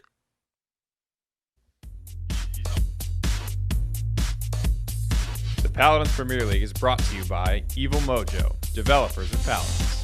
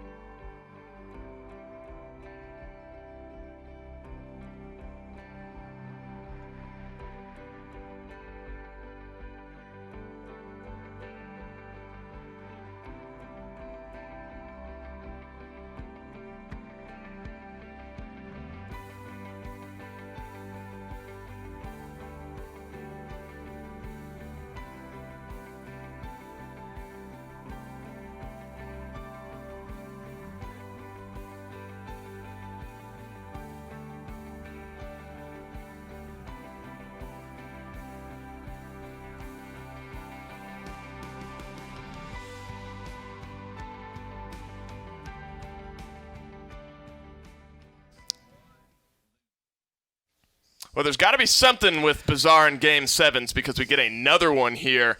This time, though, it goes the way of Na'Vi. So you get back-to-back 4-0s and then the most contended game of the day yet, 4-3. Going the way of Na'Vi, though, notably. So no team has won their map pick yet. Na'Vi lost theirs pretty convincingly. Knights are 0-2 on their map picks as well. Good draft, though. Better draft. More just standard, I would say, from both teams. Big damage from Creatives yet again. Big damage from Mutu. Knights held their own. Cuss Cutie okay on the Grover this time around. Really respectable healing, too. Yeah. I mean, 200k with both healers put together. That's a pretty big deal. His damage wasn't high, but I saw him getting a lot of confirms. But, oh yeah, that is a lot of kills from Simpson. That's mid-20s. These stats were so close. You can see like the congestion on the map. Right. I mean, Phoenix dying a lot, mostly because that's just the Ruckus way. You go in, you die. Mutu, though, topping the frags for Na'Vi, getting a lot of confirms, getting a lot of catches on the damage, I think, that Phoenix was doing when he was diving. Good on him. I think he had really good positioning. The vertical flanker is so important on this map, and if you have Mutu on it, that's definitely, he's definitely going to pilot it very well. Here, just playing on the little walls here on the map, using Maeve's mobility to dodge some shots, get some cleanup on Zarini. Oh, holding here by the gate, too. I actually didn't notice this ambush when it happened. There you go. That's a perfect example of that up and over. I mean, it's every once in a while you'll see a good example, and that's, I mean, you have to expect it almost, but you can't. When everything you're looking at is so in front of you, you can't almost expect something behind you like that. Yeah, I just noticed the daggers, too, with the Inflame. Cap Burglar plus Inflame. Those are doing 640. Yeah. 648 swing. That's 1,280 damage to your target in one shot if both daggers hit, and when Mutu is playing Maeve, both daggers hit. It's good math. Spot on. Right off the top of your head, too. I can barely do, all right, this is three games in. It's 2-1, so we're going into game 4. Oh, that's what you said. Oh, sorry, that's what I thought you were going to say. It I was playing with your joke. I thought you were going to give the wrong one. It literally says it on the bottom of the screen, and I still mess it up. Probably more than I should. But great game from Na'Vi. That one was sort of a battle of the flanker, the mobility. Yeah. But Na'Vi end up winning the day. Map number 4 about to jump onto your screen here. It's going to be Stone Keep, another map pick for the Knights here. And at some point, you got to wonder if they just don't want to pick anymore because they're always losing their map picks. But it's going to be Stone Keep here looking to tie things up. Yeah, I mean, Stone Keep, standard. Pretty standard, I think, across the board. I mean, high ground on the left a lot. This is a pretty often played map. Sometimes people don't group it up with like the Bright Jag Frog kind of standard, but I mean, I think it sees almost as much play, even equal to Splitstone at this point. I'd say both of those have kind of made their way in, even though there are later additions to the game compared to some of those maps. Pretty standard bans. Genos Makoa, Atlas Torv. So Ashe is open for the Knights. They choose to take it over Khan, which is, I think, just good aggression on the keep side, being able to bash across. And if you play Church, you can even dash under from the Church to behind them in keep and then get the Assert Dominance onto the high. Ashe is really flexible on this map, especially pushing upper too. Shoot around the corners. Surprise you at all, seeing Ashe starting to take priority over Khan in a lot of these drafts? No, not on this map. I mean, this map, I've personally always thought that Khan was a little worse than Ashe, just because of the verticality, and she just brings a lot in that front. But there's a lot of places to throw him off with the overpower. I mean, you can't ignore one of the best ultimates in the game, and Na'Vi surely are not. Khan, and then Cassie coming in again, a pick that's been doing pretty well for them. I mean, that's what the Knights needed last time on, or I guess it was 2 games ago on Warder's Gate. They needed the Khan just to get rid of creatives on the Cassie. Yeah. Not going to be able to do that this time. So for the last 3 games, this game being the entire set up to this point, I'm looking back to map number 1 that Na'Vi lost. So 4 out of 4, they're giving creatives Cassie. And when you see the numbers he's putting up, when you see the amount of damage and the amount of kills that he can put out into these games, not surprising whatsoever. Sticking with what works, and notably doing a little bit better, maybe moving away from their triple DPS days. Yeah, definitely. I mean, having the double tank support is really important on a lot of these maps, and you can definitely play around it. This actually is one of the maps you can play triple DPS. Sure. You can kind of play that outside, spam the point. Na'Vi probably want Drogos, I think, if they're going to do that. Just the ability to be vertical helps a lot. The Knights can't have a counter pick if that's the case, though. So Na'Vi's either going to have to take a counter pick from them or just kind of brute force it and play cover. We've seen it work before. Knights coming in with Inara Maeve for Simsaloo, something he loves to play, as we know. And Inara, just, I guess, the point tank they want here. Interesting to have them pick it into Cassie again, though. Yeah, I mean, that was sort of their drop-off on Warder's Gate, was picking the triple front line into Creative's Cassie on the opposite side. Slightly different this time around. They're going to get the Ashe instead of Khan Barrack, which is what the Knights led off with on Warder's Gate. Doesn't look like they're going to go triple front line this time around. Ashe, Inara, Maeve for 1 through 3. Leon maybe for 4 down there. Looking at the healers, I mean, Damba's gone. Fury has been kind of a high priority for a lot of these teams. Ying maybe it gets thrown in there every once in a while. Does Furia maybe make the most sense here? I think so. I mean, the Inflame lets you get really aggressive, and they have a comp that can really go in. I mean, double flanker, although Lex is kind of more of a hybrid backline with Death Hastens now. They have just a lot of options with Furia, and her healing is still really solid, even without Solar Blessing. If your Nara can cleanse herself well enough, it does a great job. I feel like you have to, and this is something you and I were chatting about in the back room when we were watching the last game. Doesn't look all that different for the Knights. This is nothing against Ricotta, but you know, when you were watching Na'Vi play with Mike, there was a clear, just throw him on Furia. Well, they hope also that we were can playing withstand. like Furia, Genos every map basically, but until they threw him on from the Knights. Doesn't look that different from the Knights. They are down 2-1 here in this set, though, hoping to break the streak of losing on their map picks. Let's send it down to your casters and see how it plays out. All right, guys, welcome back. We are in Game 4 currently for Na'Vi versus Knights. I'm going to ask the question as well. What draft do you like better, Gore, in this situation? Honestly, at the end of the day, I think I'm feeling Na'Vi's because it's just very tried and true. It feels very good to Stone Keep for me, and it feels very Na'Vi for me. But I'm happy about the Lex. And I'm really excited to see what the Knights are able to do with it. I mean, I think it was not a big part of Cuss being successful in the first round. I think Jaguar Falls and Lex really worked against or with each other for that one. But knowing that he did well on it and assuming that he's going to be potentially going back to that and is going to be the one going back to that one means that I'm just as excited to see it. I want to know what he can do. It's really good against Mutu here. And so maybe look at that matchup as him taking that Willow out of the sky. Yeah, they're going for the double flank here on the side of PK, though. That's what's interesting to me. Would you happen to know like why that is, or why they might opt for that instead? Cuss did really well on Lex earlier, so get him on something that's comfortable. Honestly, you could probably even run like a Victor for him. That should be very comfortable, but I like the Lex just as well because it does a ton of damage. And don't take Simsy off of something that he says he wants to play. True. Which, Yeah. if it's Maeve, if it's Eevee, I don't care. He's going to be able to perform on it. Cuss already in the back line. This combat slide mixed with a pursuit to try and see if he can get anything for creatives to die. Spunky, these guys are just all the way in the back. Like, this is insane, actually. They are playing from Navi's base right now. Yeah. The first blood, unfortunately, is going to end up going the way of Navi, and then they're going to clean up a couple more afterward. That's going to be unfortunate for PK. They went a little bit too hard. That was a very, very high risk, high reward play right Yeah. there. Very, very high risk, high reward. Unfortunately, they got the high risk without any of the reward. Right, for yeah. it. They you reap what you sow, and unfortunately, what you sowed, I guess, was just Bad seeds. bad. Yeah, it you was just sowed some bad not seeds. exactly what you needed, unfortunately. And so you lose point control. Maeve can keep it in overtime, but well, not if she's dead. Yeah, Simsalute goes down. I saw Cuss on his horse just go all the way around back, man. This is not looking too good for PK already. Double kill for Mutu. Just keep them coming Yeah, at this point. I mean, like Navi are just like another. Come Yeah. on, throw them at him. Right, This is yeah. good target practice. It was just one by one running in to try and keep that point going.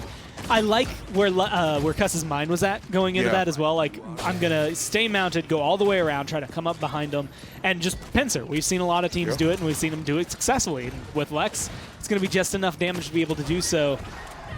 But he got spotted out beforehand, not Yeah. only by you, but by Navi. So Right, he was yeah. caught off guard, I think, when he came around the corner. And the first thing that happens is like 3 burst shots coming down from Mutu. And it's just those moments that I think are going to make or break whether or Right. not he can find kills, whether or not he can be impactful on this Lex. Yeah, two members of Navi are already down, though, but followed by 2 members of PK. One of them on Navi has already respawned. The other one did as well. Now that both Simsalute and Cuss are down, Zarini is pretty much just up there by himself. The rest of the team, G-Bunny, they're going to try and get to where they are. Seismic Crash to do something, anything, but it won't find an answer that they want. Depending on which side of the screen you're looking at right now, you're either looking at some really gorgeous stat lines or some really not so pretty stat lines. The 1-3-0, 1-3-0 combo from Zarini and Cuss is maybe nice. Tries to go for the ult, but is not going to be able to get it off. Man, wow, you look at the other side. 5-1-2, good for creative. 6-0-3, 7-0-3 here for Mutu. It's everything you want if you're a Navi fan. Oh, man, the overpower just to, like, using the overpower right there, just anything, just like, get off my payload. Just leave. Get him out of here. Get him out of here. Get him out of here. Just Doesn't want to leave. deal with Just immediately throws him off the side of the map. They want to be up 2-0 on game 4 right now. They really, really want that. And so far, they're looking to find it.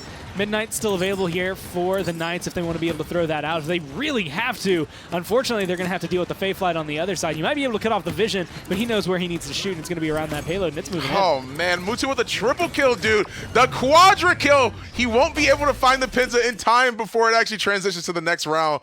But, man, oh, man, just the pressure that Navi is exuding, and it all went sort of wrong when they went to the back line right there. And if you're ever wondering why we always reference Mutu as a T-1000, why he's a robot, Yeah. it's because the man just got 4 kills, was looking for a 5th at the very end, and that was his player cam. It was the most blank face I think I've ever seen. And, well, I mean, that's who he is. He is going to be high performance, and he's not going to show much of that emotion. But you know on the inside, he's truly elated as his team's coming through. I believe I saw 11-1 there. Yeah. He's able to get the Haven. Like, he's not even worried that much about trying to, like, obviously with Dead Zone, he doesn't need Cauterize. They don't really have shielding that he has to worry about. He just goes directly into the Haven, too, to make sure that Lex has a worse matchup. Yeah, I have no doubt that Mutu already recalibrated his programming for this round. We see he's all the way in the back, trying to apply some shots. Actually drops the Dead Zone, but Lazy's the first to go down. Dread Serpent to come out as well. They do find the kill onto G-Bunny, which was very, very nice and very well done by Navi. I mean, a couple of good shots there should get rid of Zarini, and that's going to be both tanks away. It doesn't really matter where the rest of the team is for the Knights. They don't have any presence on the point right now, and I don't think you really have anyone alive who can make their presence felt and have it be impactful here. Whereas Navi just get to set up anywhere and everywhere they want. The world's their oyster. Yeah, they are trying, like, PK is trying so hard to make something work. The Midnight does happen, though, thanks to Simsalute. They're trying to just find any way to get in. They have to do it through this Midnight, though. We see the shoulder bash comes through for G-Bunny. He's going to try to use the ult. I don't even know. Did that hit, actually? Did it? Connects is not able to find the execute off it. Wasn't quite in the threshold for it. And so it's going to start things off. They at least get the kill onto the Khan, but you still have a little bit more work to do. Luckily, that 85% is looking pretty good. Yeah, I mean, Simsalou actually finding the kill on the Spunky is going to be pretty big for Na'Vi, considering that they no longer have a healer. He's trying to kill Vapor. Creatives does find it, but he's so low. Okay, G-Bunny does end up getting the kill on the Lazy, and Simsalou does finish off Creatives, but he already went down, and because of that, now that the Fayfly is happening, he's trying to do everything he can to see if he can get a kill, but G-Bunny just ready to pull the trigger. They immediately get it. Wait. Okay, no, Knights did grab okay, it. all right, okay, yeah. I was like, there were so many silhouettes around the point, and once they killed off Zarini, I was just like, wait, who's truly been able to grab this? That was a really good kill for Mutu, but it was just one of those things. I mean, you had, what, 3 members of the Knights all swarming. I think 2 members of Na'Vi standing around there. It was just unfortunate timing. They weren't able to get what they wanted. Yeah, I mean, they actually do find the daggers. Simsalou does get the kill onto Mutu, but 2 members of PK already down, just respawning. The Assert Dominance is there. The Ultimates are slowly building up, but Na'Vi almost has 4 to their name right now. And being able to hold on to those, I mean, Dread Serpent, you can use that for the next 45 seconds, charge it back up, usually in time for the next round. Dome Shield, you're a little more on the fence about, but at this point, if you drop it, then you drop it, and you just have to kind of commit to it. Lazy opts to go down instead of using it to defend. And the same thing goes for the other ults, right? Like, at this point, you don't have much of a reason. Nothing's pushing you to pop any of them. And as the round goes on, you might need them to try and get that precious 3-1 scoreline, but you're really hoping that maybe Creatives can just pop off. Right. It's a good thing that they actually found the kill on the Creatives and Spunky, though. We did see that both Cuss and Simsalou were like 2v1ing him right there. He tried to get out, couldn't find it. Cuss getting the kill on Lazy, though, that's going to be pretty big. 2 of them just respawn. Scout, Fayfly, Dome Shield, Dread Serpent, Overpower, all of them online. Cuss just uses ultimate, and there are going to be so many that I would imagine might be saved for next round. Yeah, I mean, good play stun there coming from Vapor, trying to keep everyone locked down. You're going to be able to get the dismounts, but Cuss is going to be able to hold this angle. And this is actually a gorgeous angle. Dread Serpent forced on the payload just to try and buy some space. They're going to drop the Dome Shield as well. They use the Inflame and the Dread Serpent as well. Like, there's so many ults that are just dropping right now. Lazy trying his best to hold on to the point. Zarini doing his best as well to kill Lazy, and they do find it. Phoenix drops down to try and see if he can contest, hold it any longer. Battle Shout to give himself immunity. But it's such a close match. The snake bite right onto Zarini was so important, but Phoenix does go down. The rest of PK, man, they're fighting for their lives right now to push this payload in. I mean, all you need is one more kill, just a little bit of more control. Yeah. But unfortunately, the Knights, everyone that could do it, everyone that had it in their power is just systematically getting picked off one by one. Because and Zarini are going to be back. That should be an overtime touch. No, Zarini looks like he's way too low. Now he's dead, so there's going to be no chance. With it being 3-1, PK has to, they have to win this. Otherwise, as Na'Vi takes it, then they're up 3-1, and then it's going to be really hard to try and gain that momentum back, unless they're just ready. I mean, at this point, they can turn a 3-1 into a 3-1. Right, going from in-game to map score. And the biggest thing you have to look at is ult versus ult, like the way they traded those out. You dropped the Lex Execute coming through, you dropped the Inflame, you dropped Zarini Seismic Crash. That's 3 big ults to just open the door there, and they lost them all about 45 seconds in. And meanwhile, 62%, 56%, 48% here for Na'Vi. But you keep Fayfly, which I would argue, out of the ones that are remaining, is going to be very impactful from what we've seen out of Mutu. I mean, 13, 4, and 9. He's obviously doing something with it. You just have to hope that the Knights can really utilize this Assert Dominance, really utilize G-Bunny, and keep themselves alive for this round. Yeah, Zarini taking a lot of damage there. Simsalou the first to go down for this round, though. I do see Cuss and Zarini all the way in the back, but this time the rest of Na'Vi are ready to answer back almost immediately. They find the kill on the Zarini, they find the kill on the Cuss, G-Bunny, Vapor, 4 of them are down, Simsalou being the only one up. Assert Dominance and Midnight are ready, but I don't know if that's going to be enough for them to just be able to try and cap the point or find some momentum. This is the first time it's just now registering to me how truly scary some of the ult changes and the ability to move better that Willow has in Fae Flight is truly impacting. I mean, just being able to chase people down indoors is incredibly new. Nice Dread Serpent. Oh my goodness, the Dread Serpent was so well placed. He actually feared the Furia away from the point to prevent her from getting onto it. And it was like, I think what ended up happening was that they were like, the rest of PK were like up in high ground trying to kill Lazy, but Lazy lived just enough to distract the rest of them, and he had his team backing him up, and they just let Maldamba cap it. It's that awkward area to retake. Obviously, having high ground is going to be very helpful, but you got to get to the point first. You also have to keep it in overtime. You have to keep the game going.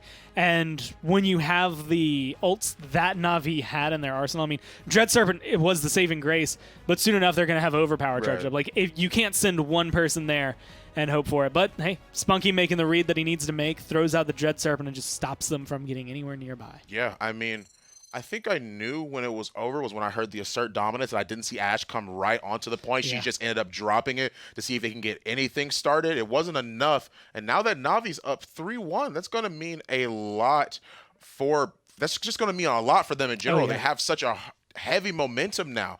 However, we're going to see whether Navi's actually going to take it 4-1 against PK right after this break.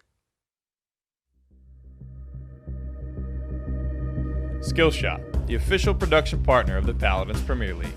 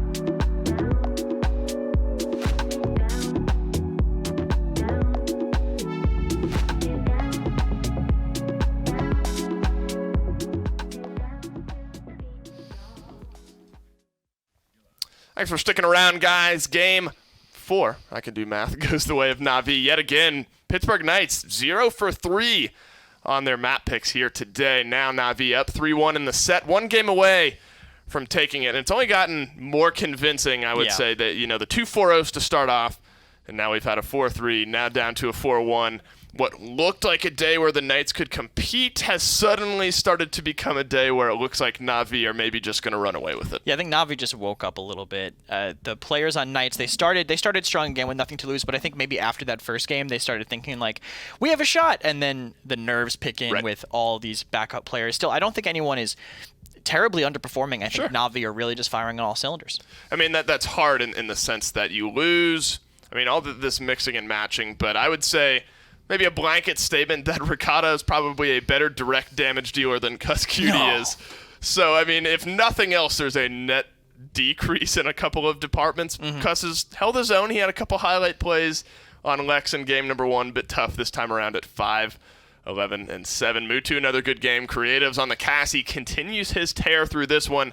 And honestly, this is the first game where Phoenix, I think, has really started to come out and flex his muscles in a lot of these games. I mean, it's unfair, I think, because he's had good games this entire set, but almost overshadowed by the ability of Mutu and Creatives to have their impact. Yeah, the impact of Willow in these games is just so high, especially into Inara. People, it used to be something you just didn't want to play, but you really don't have a lot of options once that dead zone comes in, and Mutu's just showing that even after that dead zone, the damage comes in is almost more of the worry here. Flight's such an influential ultimate too. That constant non-stop damage is just really overwhelming. So much space control, even just from the left click.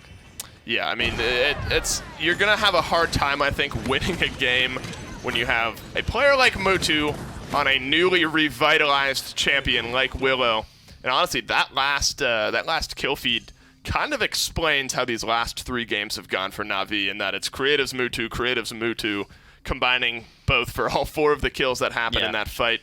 You got to find a way to kind of dampen these guys down. Is there anything that's jumped out at you maybe from game 1 that the Knights did well to win 4-0 to now where they can't even really hold a candle? I mean, the draft from Na'Vi is maybe what it is in game 1. Hope that they draft triple DPS Torv again, I guess is one way. But, I mean, the tanks are the people who have to shut down the DPSs the most. I don't think G-Bunny is playing poorly, but I think maybe he just has to change his priorities a bit to more like stem the tide of aggression from the DPSs. Maybe let his DPS kite a little bit more. Maybe pick some more high mobility there. Let them just keep their distance while he just tries to shut them down and just negate their effectiveness. That's an option they have, but otherwise I think they just need to sync up a little bit more. They don't seem too down about it though. SimSlu was laughing and smiling on his player cam a little bit earlier. Bunny, and it is general neutral state. I don't think I've actually seen Bunny, I think, outside of this state, outside of maybe an episode of Chain Reaction or 2 I've been on with him. Every once in a while he'll jump up, give you a big reaction. The win, Win G-Bunny. It's like win G-Bunny and G-Bunny. Those are the two. There's a floor, though. There's a floor where even losing G-Bunny at least is somewhere in the neutral category. But you're right, high spirits, big wave there from G-Bunny. And I think that kind of goes back to, Vapor. If you look at Paladins as a Paladins player in general, he's very good. I mean, he's master. He's at the top, high percent of players in this game. But the mix and match maybe have the Knights coming into this one with a little bit of a different mentality. If we can find some wins, great. But it's not the end of the world if we lose, especially against Na'Vi, a team that's able to capitalize on a lot of those. What have you thought about Zarini today? A bit of a quiet day from the frontliner over there on the Knights. Yeah, I think he's been playing into compositions that are pretty tough for him. I think he's been doing his job, but it's just not enough to turn how the game is going in general. I don't think he's performing too poorly. He's definitely having some tough matchups, like that last one into the Willow on Stone Keep. Yeah, like there's only matchups so much like you that. can do. Yeah, exactly. Those matchups are rough. I think him keeping the communication, probably keeping the team kind of mellowed out, something that all of them do put a little bit of effort into. But again, not a poor day from him, but definitely not a showstopper day either. I mean, for the Knights in general, you look at the roster swaps they've made. It's a team that, the 3-1 scoreline might not lean into it very much, but it's a team that has shown a little bit of improvement over what they performed last split. I mean, again, although it's a 3-1, there have been moments in each of these games where it looks like they're maybe able to take it. I think that 4-3 loss on Bazaar kind of took the winds out of the sails a little bit. Yeah. I think that maybe allowed Na'Vi to kind of start running away with this one. But It's honestly harder to come back from a 4-3 than a 4-0. Right. I feel. You get 4-0, you're like, all right, Whatever. reset. 4-3, Right. you were like, we could have won that. Right. What could we have done more, They're going to have to find a way to flip it around because 3 straight wins for Na'Vi. 4-0, 4-3, 4-1 notably. And then Splitstone Quarry for the Knights. 0-3 on their map picks today. They need to turn that around. 3 more games for the Knights. 1 more for Na'Vi. Willow, I think, still a very good pick on this map. Yeah. Something that Mutu had a great game on. And you let Na'Vi get creatives on the Cassie yet again because he's made you pay 3 games in a row. Yeah, I'm not sure. I don't think Knights are going to ban it, but I could see them look to take it early. Na'Vi have been taking it first rotation every single time, though. So it's hard for them to deny it. Maybe they do that. Maybe let the Genos through, give them the chance to play triple DPS, but with less ideal DPS. This is a triple DPS map, I think, in general. Drogo's ability to use the cover up high, Willow ability to do the same. Right. And just that point being in this open kind of bottom of the Thunderdome Coliseum situation, you could just all get a side angle on it, make it really hard to live on, is what makes triple DPS good here. Interesting that Knights would choose to go here with that in mind, considering Na'Vi's history with triple DPS this phase. You're very correct in that it's been Ash Cassie, Game 2, Barrett Cassie, Game 3, Khan Cassie, Game 4 for Na'Vi. Looks like Barrett Cassie yet again. Set it Game 3. Set it Game 4. Feed the hot hand, and that hot hand is creatives right now. Barrett Cassie, great start here for Na'Vi. And creatives just laughing, like, can you believe they're giving it to me Yeah, right. again? I mean, there's really not much option, That's Think true. about what do you give them, Khan? I mean, if Makoa, you're Ash? Knights, you're not going to first pick Cassie Yeah. and then leave Barrack Ash or Khan's Bend out this time. But you're not going to give them the 2 high priority frontliners in exchange for the Cassie, and that's tough. They've been in a tough spot where they have to pick first because they're picking on their maps and all that. So Barrett Cassie yet again here for Na'Vi. Ash, Willow, Genos though for the Knights, so they at least get to Willow as a bit of a consolation in their first 3. Yeah, and that's just going to be good for helping the point fight sustain go their way. as if Na'Vi does go triple DPS, because that Willow will do a ton of pressure to that solo tank if they want to go that way. Na'Vi, if they want to stay open that way, they would take a DPS and a healer here. More than likely Furia. She's really good with that triple DPS, and Flame lets you apply a lot of pressure, just kind of stem some aggression. If you think the Knights are going to use their tanks to get into you, you inflame to counter. Now, no matter how much health they have, the damage boost from the inflame is going to turn that in your favor. One thing that, you were kind of mentioning damage boost, damage amp. We haven't seen too much Tyra, notably, in the last few sets. Is there any reason? Maybe because she was really coming into meta towards the end of Split 1 in the PPL. Saw some play, mixed play in the MSI, and now she's really started to fall off. Maybe with some sparse play, one map a day almost is kind of how I'm thinking of it. Couple picks here and there. Haven't seen as much Tyra. She's kind of fallen back into her role of point spam, like point control DPS.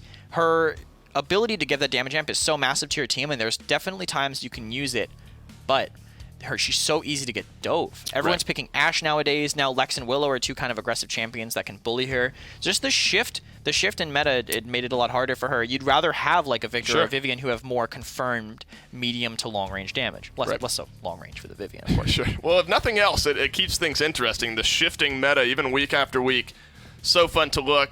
Different champions are going to have different priority week after week. Maeve, pick number 4 here for Na'Vi. Maybe a Leon for the Knights, rounding out with an Inara. So they get the Genos behind the Leon. The Leon is sort of opposite of Tyra, started to swing back into the meta almost. Torvald, Leon, notably in the MSI a good bit. It's going to be Genos, Leon this time around for the Knights.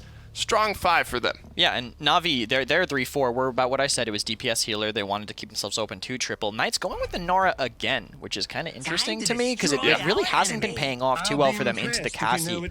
Leon, I think they took it to have an option to deal with the Drogas if Na'Vi wanted to go that way, but they opt to go the Ruckus instead. He's pretty good holding lava, holding that high ground. This is pretty much the closest triple DPS you can get if you still end up locking double tanks. It's like 2.5 DPS and then 1.5. Ruckus is a small gremlin Vivian. That's right. It's a tiny or big Vivian. Do you refer to Ruckus as just the Goblin or the machine? Well, Ruckus is the Goblin, and the suit is Bolt. Okay. Remember when you lock him in? He's like, ugh. And Bolt. Oh, that's right. That's right. He yells at Ruckus constantly. Ruckus is 1-1 today. Loss for the Knights, win for Na'Vi. Na'Vi win with him here yet again. They end the set. Let's send it down to the casters and see how this one plays out. I love the fact that he referred to like Ruckus as like bigger Vivian, and then like little, like there's like actual Vivian and there's like bigger Vivian. Like don't talk to me or my son ever again situation. You also have Ruckus and Ruckus Jr. I have to get up and see. Mike is standing right outside of the booth. Oh yeah, I can see what he's sharing. He is not even focused on the game here as it comes down to Mike. I think he is he's disconnected from it because he's so sure they're going to win. I mean, it's a good position for Na'Vi to be in, though. Yeah, I agree. When your coach comes out here and starts showing stuff to the casters, then I feel he's like out they're on in a Twitter, good, just chilling. Right. Yeah, I actually think he's in a good spot right now. But I'm actually really curious to see this. To just see how Navi's going to play this now. I feel like they're just going to be super aggressive and just like go in. I mean, this is a good draft to be able to do so. I honestly expect Mutu probably going to be able to rack up a lot of kills, and Creative's going to rack up a lot of damage. This is what these two champions tend to do. So you're going to have to look at this Leon Genos combo when she has the Luminary boost. What can they accomplish over here for Cuss? If this was Ricotta, you know it's going to be a ton. With Cuss, it's a little bit more up in the air. And of course, you're going to have to look at that Willow because she's going to have a little bit of free reign of the skies. Yeah, as soon as Zarini went right on the point, he just started getting shot from all different angles. They ended up melting him. He went down. G-Bunny and Cuss also go down. 2 individuals on PK are dead, and now they're respawning. And now look at Na'Vi. I said they were going to play aggressive, and now look at them. They're all the way back in their spawn already. And I mean, it's just the dream, I guess, for them, really. They got rid of Zarini first and foremost, and then they just keep him dismounted, keep him locked away. Very difficult for an Inara to trudgingly walk all the way back to base. Even worse when you're kind of doing it perpetually at like half health. You're having to use your damage reduction almost constantly, so it's not up when you truly need it. I'm actually more impressed with the fact that Zarini's been able to kind of put himself back on the point now than anything. Yeah, it was such a dominating lead, and then all of a sudden it was like Na'Vi decided to give them their space, give them their respect, and back off. Zarini is trying to fight this Barrack on the point, though. Phoenix goes down thanks to Simslu, so now that one of them's down, I was just about to say something good about that, but now that they traded 1-for-1 and now that Zarini's gone, it's going to be really hard for PK to be able to come back and try and fight this one. Well, Sir Dominant's going to be able to land down, keep himself going, but he's going to get knocked out immediately. That's just such a good read from Creatives, really good shots. And again, it's just one of those things. I mean, when you're looking to beat Na'Vi, I 100% think if you run it back with Knight's full roster, right, Ricotta not sick, being able to come in and play feeling like full of himself, I guess. Yeah. This is going either way, right? Yeah. You have no idea where the beginning of this is going to go. It just comes down to the fact that there's the small things, the big things, I guess, really, that are different between Cuss and Ricotta that will end up equating what this performance can truly mean on DPS. Yeah. Is coming to fruition right here. You're just starting to see it. Yes, the numbers are going to probably tilt in his favor, but it's not the same amount of plays. Yeah, Phoenix isn't managing to get Cuss, though, thanks to that Hexafire, but Simslu was able to burn him. When he does use Hexafire, he is stuck in that spot, so it's hard for him to even try and move out of the way. G-Bunny, though, gets body blocked, man, and he's going to be the next one that falls. But thank God that Simslu was actually able to follow up and get the kill onto Mutu. Now, I know that's not the first kill they've gotten, but I've seen, what, 2, 3, maybe 4? Right, exactly. And, well, actually, okay. I'm going to be miscounting. 6 now picked up for the Knights. So they've been able to keep things going a little bit for them. Simsy really right now is the saving grace that they have, but there's only so much one Willow can do, especially in terms of impacting a game. Yeah. And even though Simsy has absolutely on his own won games for his team, it's a lot harder to do that against Na'Vi than you think. It is. It's really, really hard when they're up in your face like this, especially in the very first few minutes of the game. You already saw them all the way back in the spawn. The payload's almost there. A minute left on the clock. Cuss getting some shots on the Phoenix, though. Now the rest out. Now that Na'Vi has regrouped, is going to be, I'm imagining I'm going to see some quick aggression. And just as I say that, there goes the Midnight to start things off. And immediately he knows who he wants to look for. He's trying to find Leon and just pick on Cuss, or he's trying to find Simsy and pick on the Willow. Either way, he's going to be able to come out of this with a kill onto a carry that's going to make a big difference for them. And even if you lose Lazy, it doesn't really matter. You kind of maintain your pressure in making them lose their DPS. Yeah, Cuss is the next one to go down thanks to Creatives, though. It's like, there's a steamroller. It's like the momentum from Na'Vi right now is it feels unstoppable. Like, PK is finding kills, but like, look at what's happening to the team, right? They're literally slowly getting dismantled right now. Well, unfortunately for Na'Vi, it feels like he's come in at least with a scalpel trying to kind of surgically remove anyone that is left of that team, but it's not going to be working out there. Nice little Hexafire, nice just everything combo coming down from Na'Vi to make sure everyone stays alive and on the payload. Yeah, Dome Shield goes down to try and make sure that they can actually stay on the point as long as they can. G-Bunny just getting melted, man. The rest of PK are trying to contest as best as they possibly can, but it's not going to be enough with already 2 points on Splitstone. They're up 3-1. This could just be a 4-0 on this map. I mean, I think what we are looking at, and a good way to explain this map, it's not just going to be Creatives replays, but very specifically right there at the end of the round, Ash hits him with a kinetic burst. It sends him flying. Yeah. While he is flying through the air, he just peeks over and shoots Zarini no matter what. It's just like, it's that showcase of like, no matter what you do, this guy's hitting his shots. This guy's going 8-3-4. Like, Creatives is in a different zone right now. And again, like, I hate to keep harping on this because Cuss has done a grand job switching to DPS at such a, I would argue, one of the most difficult sets that you could have. And it's just the fact that he's not having the same performance as Ricotta would have. He's not having the same performance that Creatives is having. Right. And it's just those little things. It gives Creatives a little bit more leash to work with, right? No one's reining him back in the way they should be. You know, all the ults are coming out on the side of Na'Vi, though. Like the Inflame, the Scout. Scout is what you'd expect, but the Inflame, for them to just be able to push that hard onto PK, that's a lot. They're like smothering them. Creatives is actually taking a few shots at Simsaloo. Can't find one, but I have no doubt with how this man's game has been going, he's going to find some type of kill, but Mutu finishes it off, make sure that he actually doesn't go down because of that.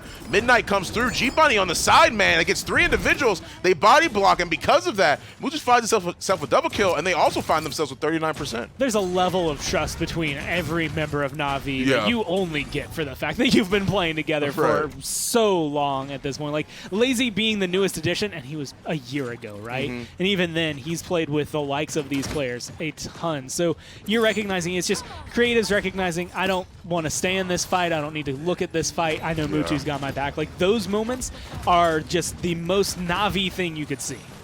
Yeah, we're seeing G Bunny try and push himself up to try and see if they can start really anything for themselves, but it's like they just keep pushing up. Simsalute is finding kills, but with every kill it is they get, it's like Na'Vi finds like 2.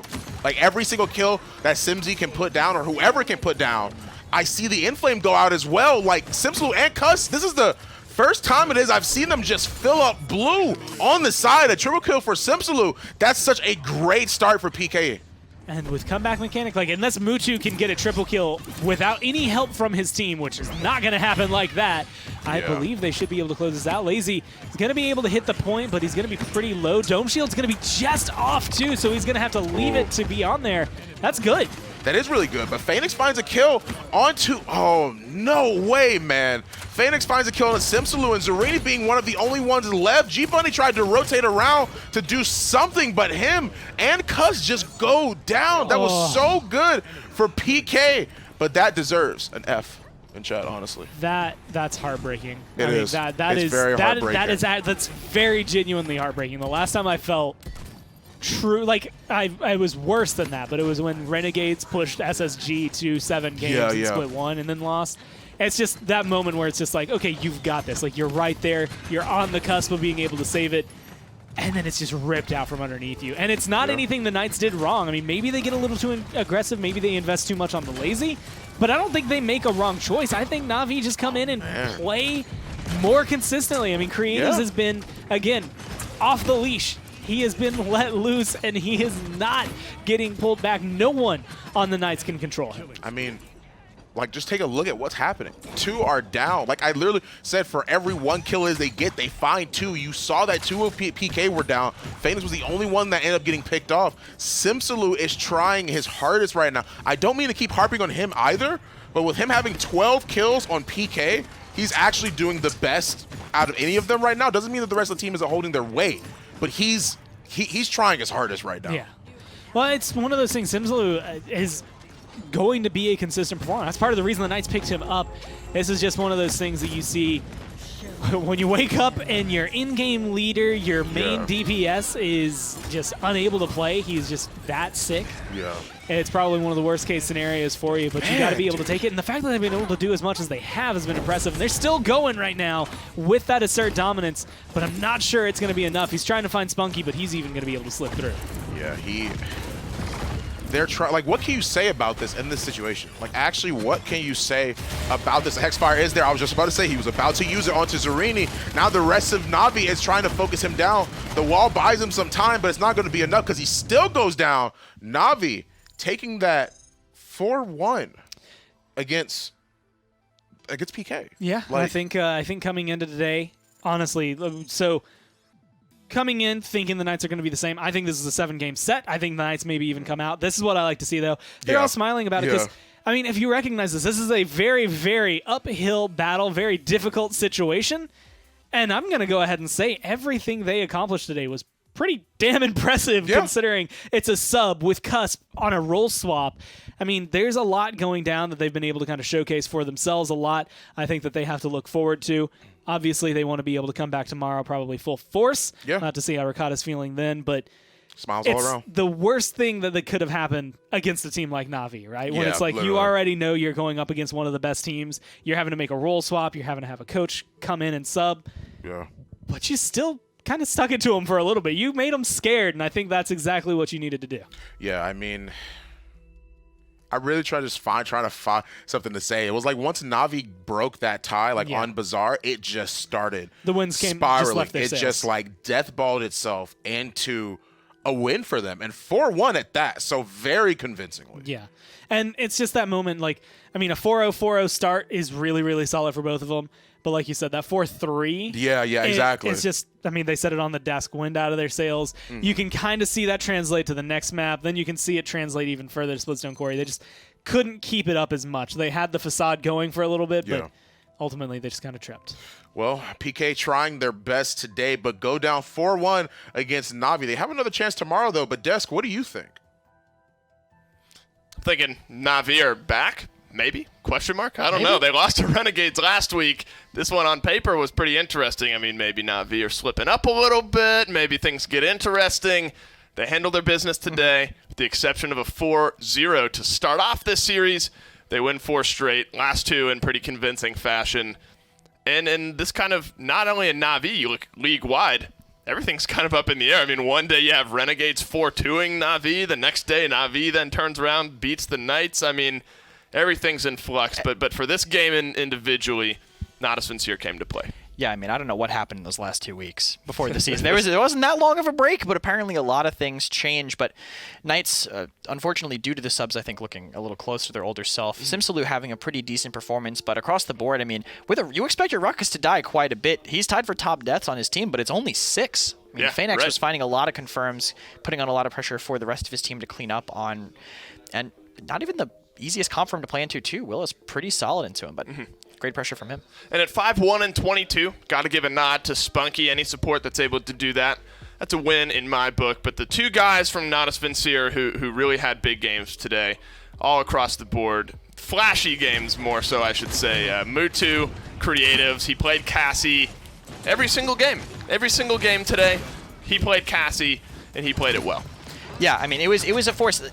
Knights just could not figure out what to do to deal with him. Right. I think like they had to change the draft up completely. Na'Vi just had them figured out, and you'd think that Knights would be coming in with a more flexible draft thing, but I guess they were just too focused on their sub and let creatives run absolutely rampant on this Cassie across every single map. Yeah. Let me ask you this. Okay. I kind of opened the desk and I was like, oh, Na'Vi are back. That was mostly in jest. Do you think they were ever really gone? Was last week maybe just an off week and now they're back to maybe where they're at, or are the Renegades really that improved? If they weren't, that's going to be a really big confidence boost for them. I mean, yes, they beat Knights with a sub, but still, I mean, after losing to Renegades last week and Knights coming in potentially you need the win. Much upgraded from before, you need the win. And no matter who you beat, just getting that win just feels really good. Hopefully that sets them back up, I think, moving forward. Hopefully they're hoping for that too, just to be kind of reset moving into the next week, because they don't play tomorrow. Well, I know we'll get a chance to see the Knights again tomorrow. And one thing I always like to bring up, or have been bringing up, was the mention in the interview that we had sat down with, I believe, Ricotta, and they said maybe a month or 2 from now we kind of steadily increase, and then we're going to be at our full power. Did you still see any increase in the Knights today, or maybe some Knights of old almost? I think we saw a decent increase in the Knights. I mean, with the 4-3 on Bazaar, you could see just their coordination, how they played together. I think we can see the increase. This was a small hit because of Ricotta, but I mean, if they're looking this good without him, I can only imagine how they're going to look moving forward. We're going to have to see how Ricotta feels tomorrow, maybe jumping back in. But for the time being, of course, Na'Vi winning the game today. We got Lazy and Phoenix standing by. All right, well, congratulations on your 4-1 victory, both of you. But I have to ask, it starts out with a pretty quick and convincing 4-0. How are you feeling after Jaguar Falls going into the rest of the set? Jaguar Falls with the toll and the BK, it didn't go as expected at all. Me and the creators just had a lot of miscommunications, and it just made everything collapse from our team. Well, it was, I want to say, convincing for the Knights. Then map number 2, you just come and 4-0 them exactly the way it goes. But then you go to Bazaar, and things get a lot more heated. There's a lot more, I want to say, like contest all around. Even the beginning fight of Warder's Gate, there was a lot of contest. Like with a sub, do you think the Knights, like, are they still a threat, or do you think it was more you're still trying to learn this triple DPS meta, so it kind of worked both ways, like against you? Knights obviously is a threat. Like, I think every team has proved themselves to be a threat. Like Renegades last split was debatable, but you can definitely see that they are a threat now. Same with Knights. I think like every single team is a threat. It was more of us.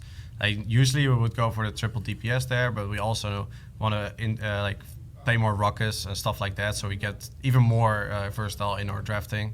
So even if it's a rough matchup in Bazaar, we still went for it just because you need to practice. And so you finish that one out, you get the 4-3. Was it kind of known in the Na'Vi booth at that point that you were going to be able to seal the deal, that you knew that this set was going to be over? Did you think there were still some maybe stressful games ahead?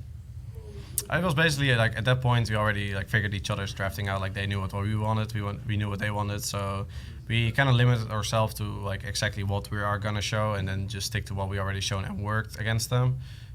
So we just drafted that and save more versatility for the next sets. For the next sets, that's going to be where your eyes are going to be set. Congratulations once again on your victory, guys, and thank you for your time. Thank you. Thanks to them for sitting down with us. And one thing that actually you had mentioned on the desk prior to this is, you know, I was maybe questioning why they were leaning so heavily into the triple DPS, and it was just a brief kind of statement they made in that post-game interview, but we got to practice. We know it's a tough matchup on Bazaar, but we're just trying to be out here and practice because at the end of the day, they're pretty firmly in second place. Envy kind of right on their tails there, but these are the matchups where you try out some new things. They ended up kind of abandoning triple DPS after game one into more traditional lineups, but maybe a little bit of ruckus down the line, all that sort of fun stuff. Of course, match 1 of 1 today goes the way of Natus Vincere, 4-1 in their favor. The Knights are going to be back in action tomorrow against Kanga, who week 1 had a bit of a rough start as well. Lose to the Renegades, day 1. Yep. Envy then on Friday, so Kanga now looking for a win as well. The Knights maybe on a bounce back. Take a look at the standings as well. It's going to be fun tomorrow. Yeah, it should be. I mean, not too many changes on the standings because of the one match today, but looks like NIP still on top, not playing today. Na'Vi keeping themselves firmly in that position, getting 3 more points towards their map score after their 4-1 victory today. Knights don't move too far down. Their map score differential pretty high still over the Renegades, but, I mean, tomorrow, hopefully they can get it a little higher. That's what they're hoping for if Rakata's back. And it looks kind of sneaky, 12-5, and then 13-2 for NIP. So it looks maybe a little closer than it really is because NIP will still have, I'm not going to try to do that math, 2 or 3 games to make up over Na'Vi. So Na'Vi are inching closer. If NIP maybe start to slip a little bit, that firm 1 slot that they were in throughout all of Split 1, maybe not so certain. And then again, Envy, just a couple wins behind them as well, can maybe start to make good on some of that. Fun day of the PPL, today. Lots of fun. 4-1 for Na'Vi. Remember, the Knights back in action tomorrow against Kanga, 1 p.m. Eastern Time, right here on Mixer.com/Paladins game. That's going to do it for all of us here at Skillshot. Thanks for watching.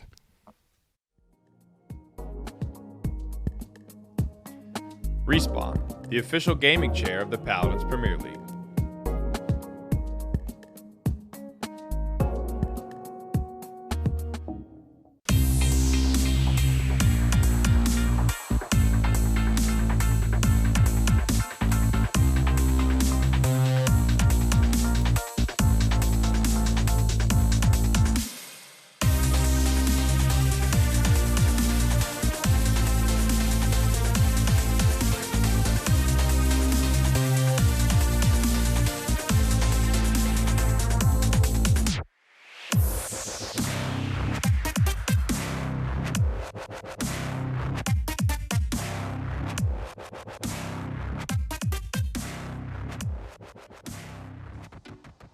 Me está sonando más que solo palabras, y si no las cumples se van a desvanecer. Algún día